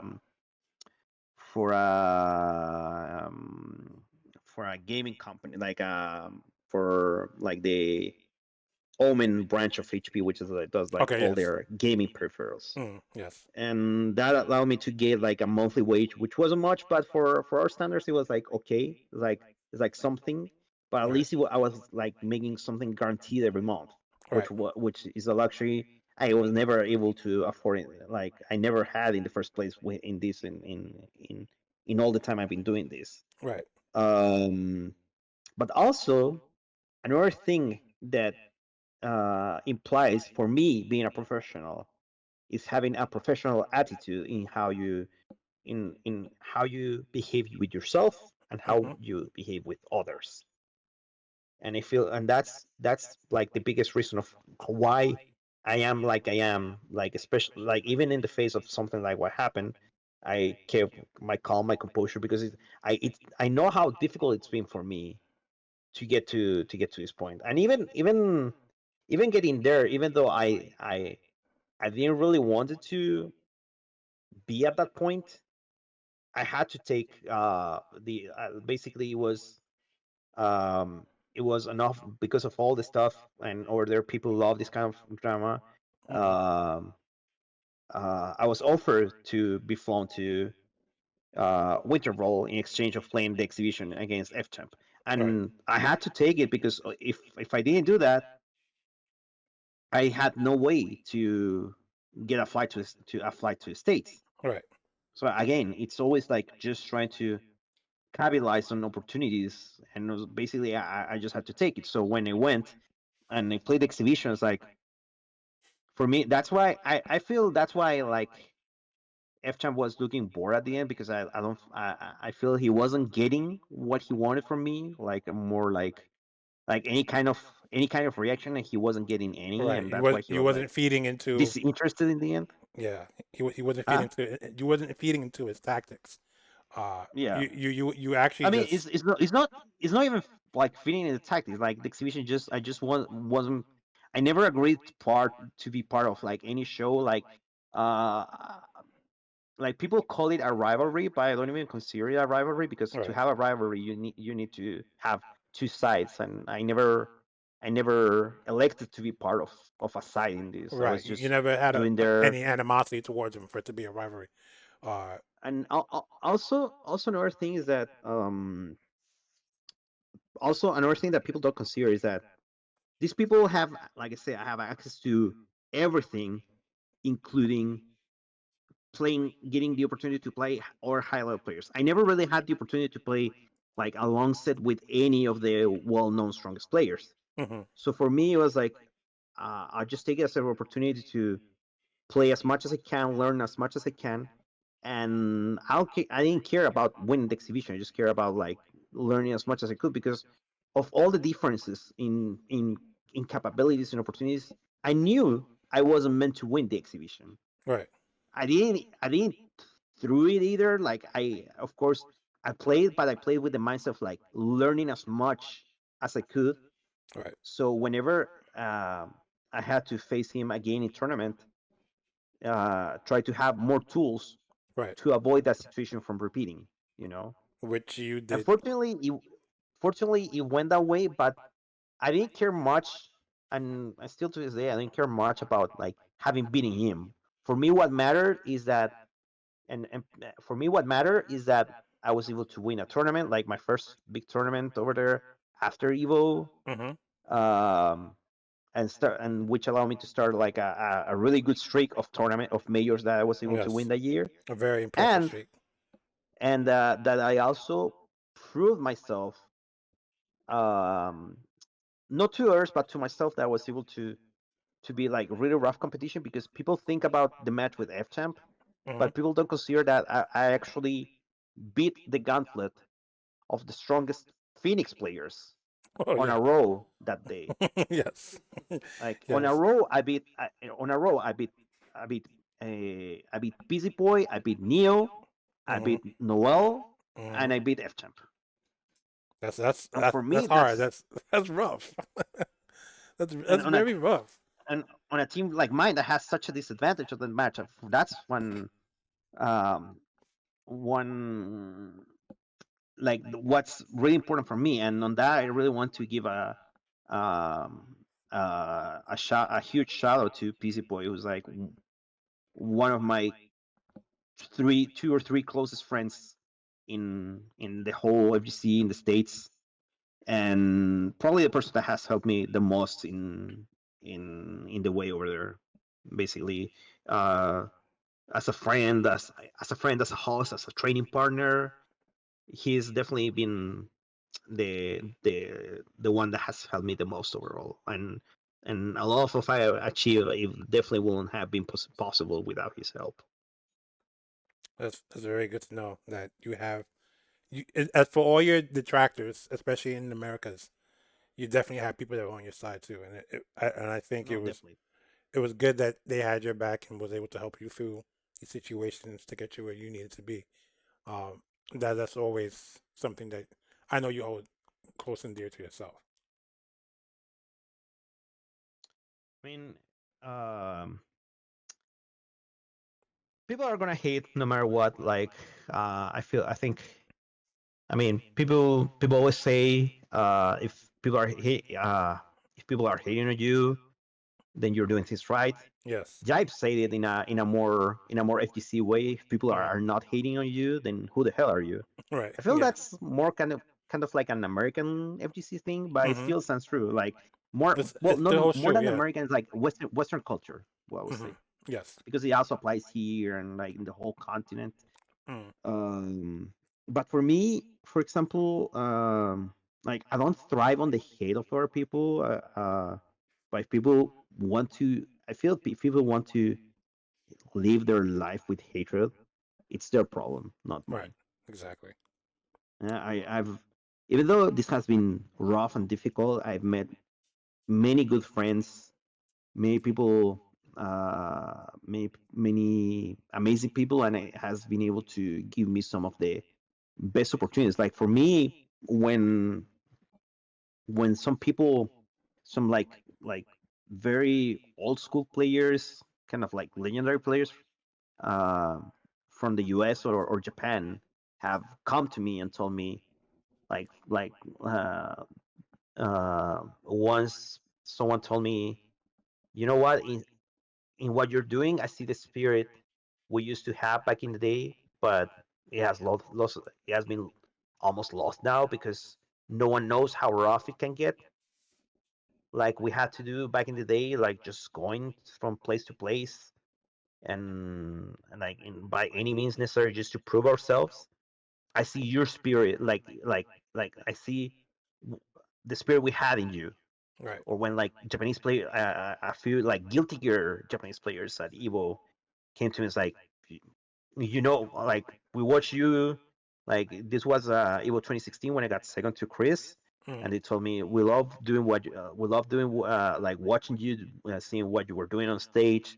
You're an amazing player, and those players are players that like I consider legendary players that I Yes. watch like on Guilty Gear videos from 20 like 20 like 2005 2006 in the old Evo DVDs, people that have been placing in Mm. tournaments for longer than I have been in the FTC. And Right. these people, when those people recognize come to me and recognize me as a peer, as an equal, Yes.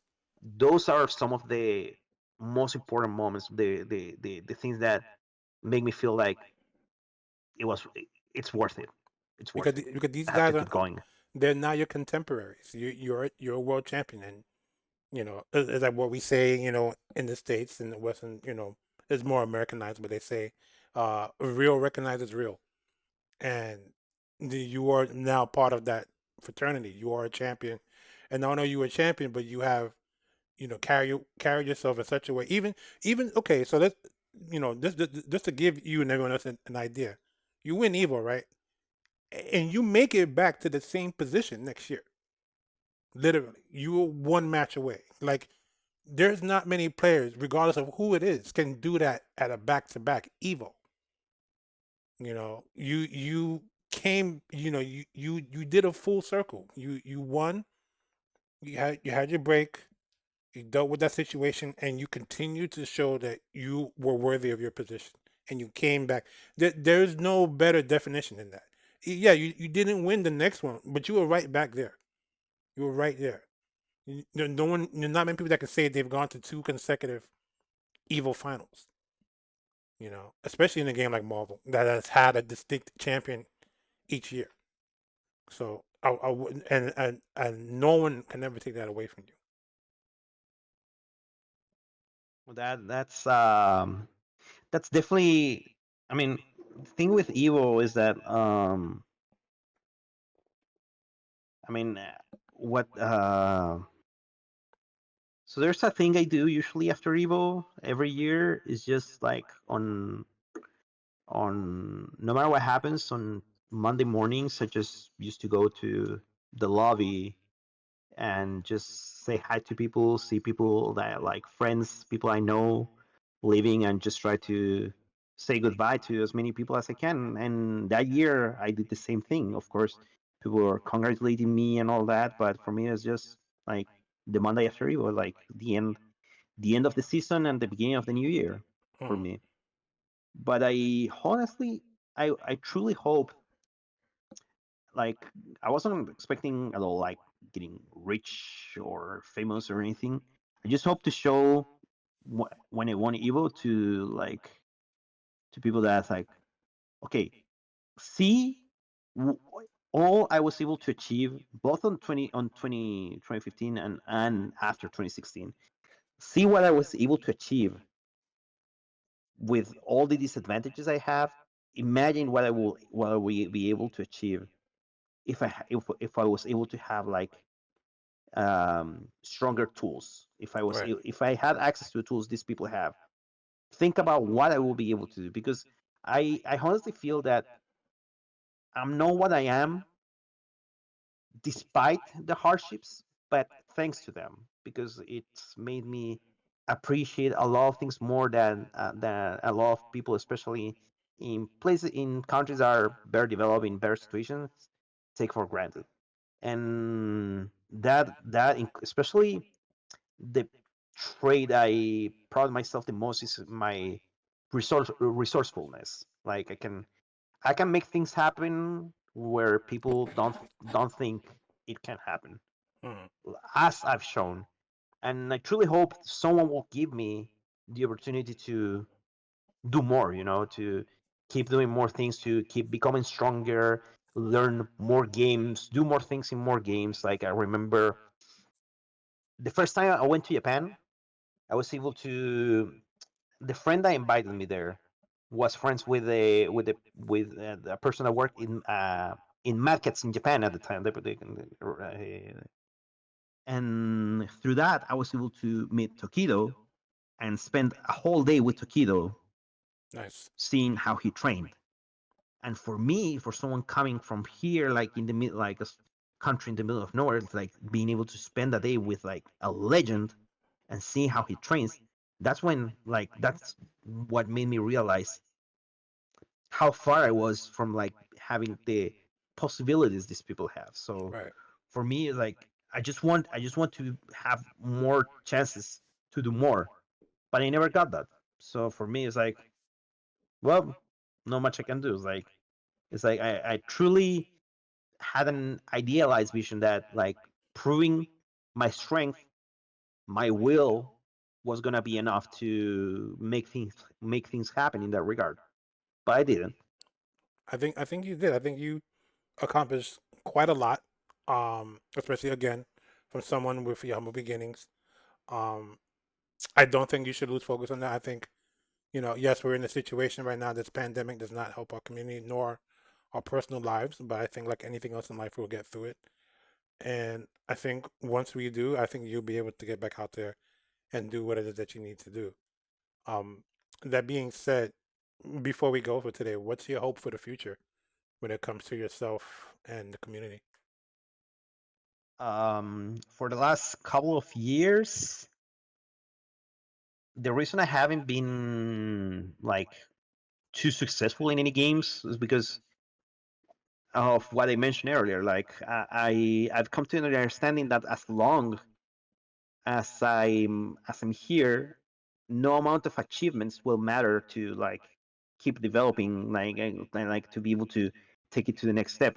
So I've been focused more in trying to find a way out of here and try to move to Japan, try to find I don't know, a job over there, anything that allows me to move over there, and then like start focusing on games, because no one cares if I'm the best here in anything. Right. Like over here, people don't care. Over out there, if you're not the best in like U.S., Europe, or Japan, no one cares. And so since I've learned that, I try to focus more on like the change I need for my life, not just for fighting games, but for life, which is moving out of here. Um, in this period of time, like on the past couple of months, especially, I've been working over here, trying to foster, also inspired with what I've seen in Japan, trying to foster like an FGC beginners community. So I feel one of the problems with FGC, with fighting games in general, is that the values of fighting games do not match, like the values of fighting games for entertainment don't match the values of entertainment of the current gaming culture. Okay. So it's very difficult to have new people come into fighting games. There's very few beginners. Like for us that are inside, like the genre is like super engaging, and we don't like people don't really stop playing fighting games until either life forces them, like until basically life forces them, because or people want to be competitive and just life won't let them, and they're like, I don't want to play really if I can't be competitive. And so that shows how engaging the genre is with, like, people get in and they can be playing 10, 15, 20 years and don't quit. But also because of what I mentioned, there's even fewer people getting into the game. So when a beginner gets into fighting games, what happens is that they get there and they don't find anyone at their level, like to share with, to develop themselves with. It's just experienced people, and especially in this region, because of also what I mentioned earlier. Most people are good because of natural talent, so they're not good. It's just like street smarts, so they're not Right. good at transmitting their knowledge. They don't, like, if you ask these people why would you make that decision, why is that, like, they cannot explain you, like, in a reasonable way. It's just like, I Right. just felt like that. So they have raw So talent, because but it needs to be cultivated and shaped in a way, yeah, and where they can and get the so maximum benefit.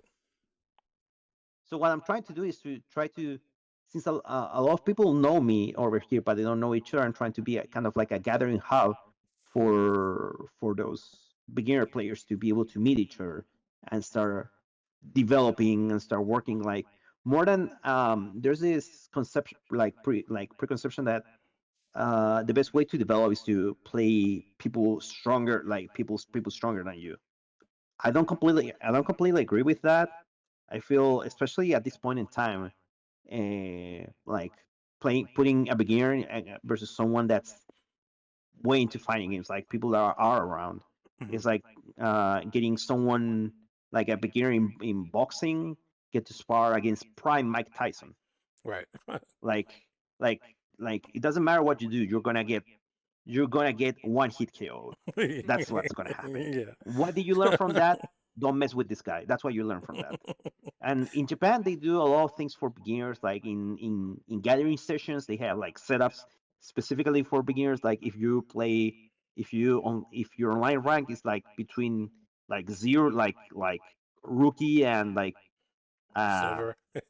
So ultra silver, yeah. play in this station. If you're gold platinum, play on this one, and then like diamond upwards, play on this one, stuff like that. Mhm. And I feel like the best way to level up is just like Ryu and Ken, like have someone that's at your level, that's developing with you, but also keeping you on your toes, because I can't let this guy, like, we were even with this guy, and now this guy is beating me, so I can't let him like one up on me. I need to level. I need to step it up too, and they Right. start growing thanks to each other, and also having a mentor figure that guides their development and provides them with tools, with resources, which a lot of people don't know how to find here. A lot of people don't know English, for example, and they don't know how to find things because most of those resources are either in Japanese or English. So Right. I try to help people with that kind of information, understanding how things work, and finding is what's the mindset, like what the game expects you to do to win,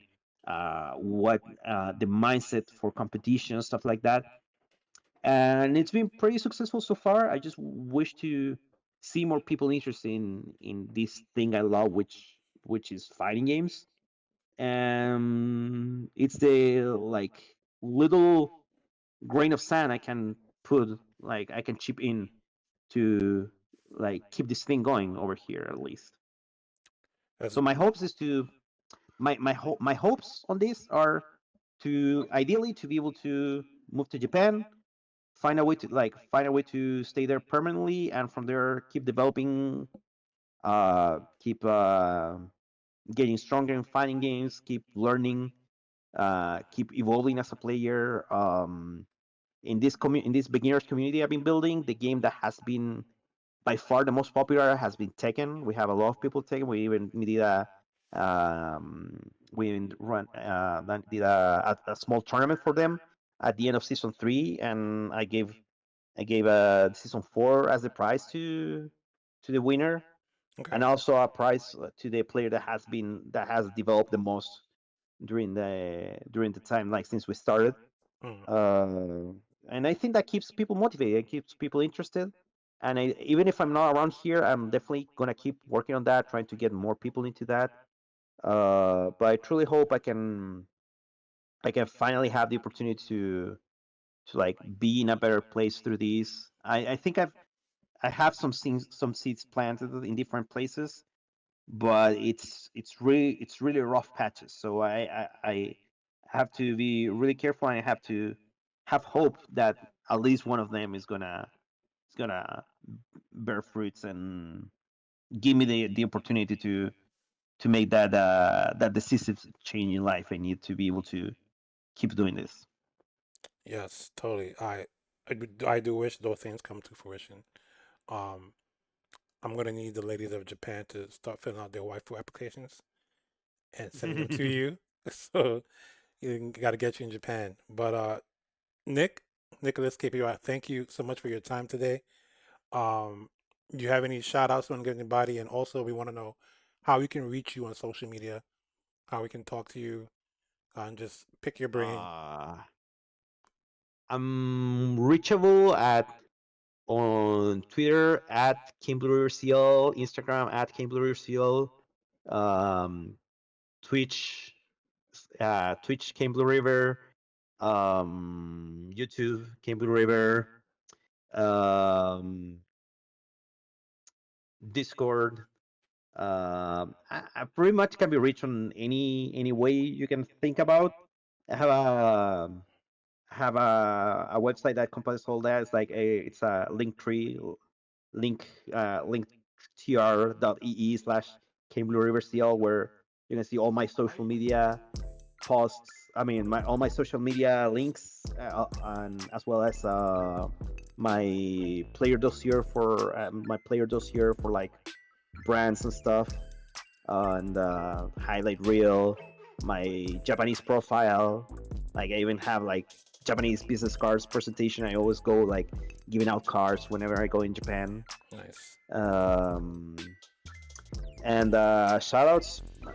I know shout outs to shout outs. I guess it's Shout like outs to that's everyone. the usual. It's too many people, too many people to mention, but like those. So I'll just say like those of you that have been there, you know who you are, and I love you too much, and you know, I'll be there anytime you need. You, the people that have been there for me, I always have them. I always do go out of my way to help my people. Thank you. Thank you so much for your time, KBR. And we thank you guys for watching KPBCast. This is Rodney Reed, aka Rodimus Prime. We will see you next time on KPBCast. Take care. Have a good day. Knockout. You win.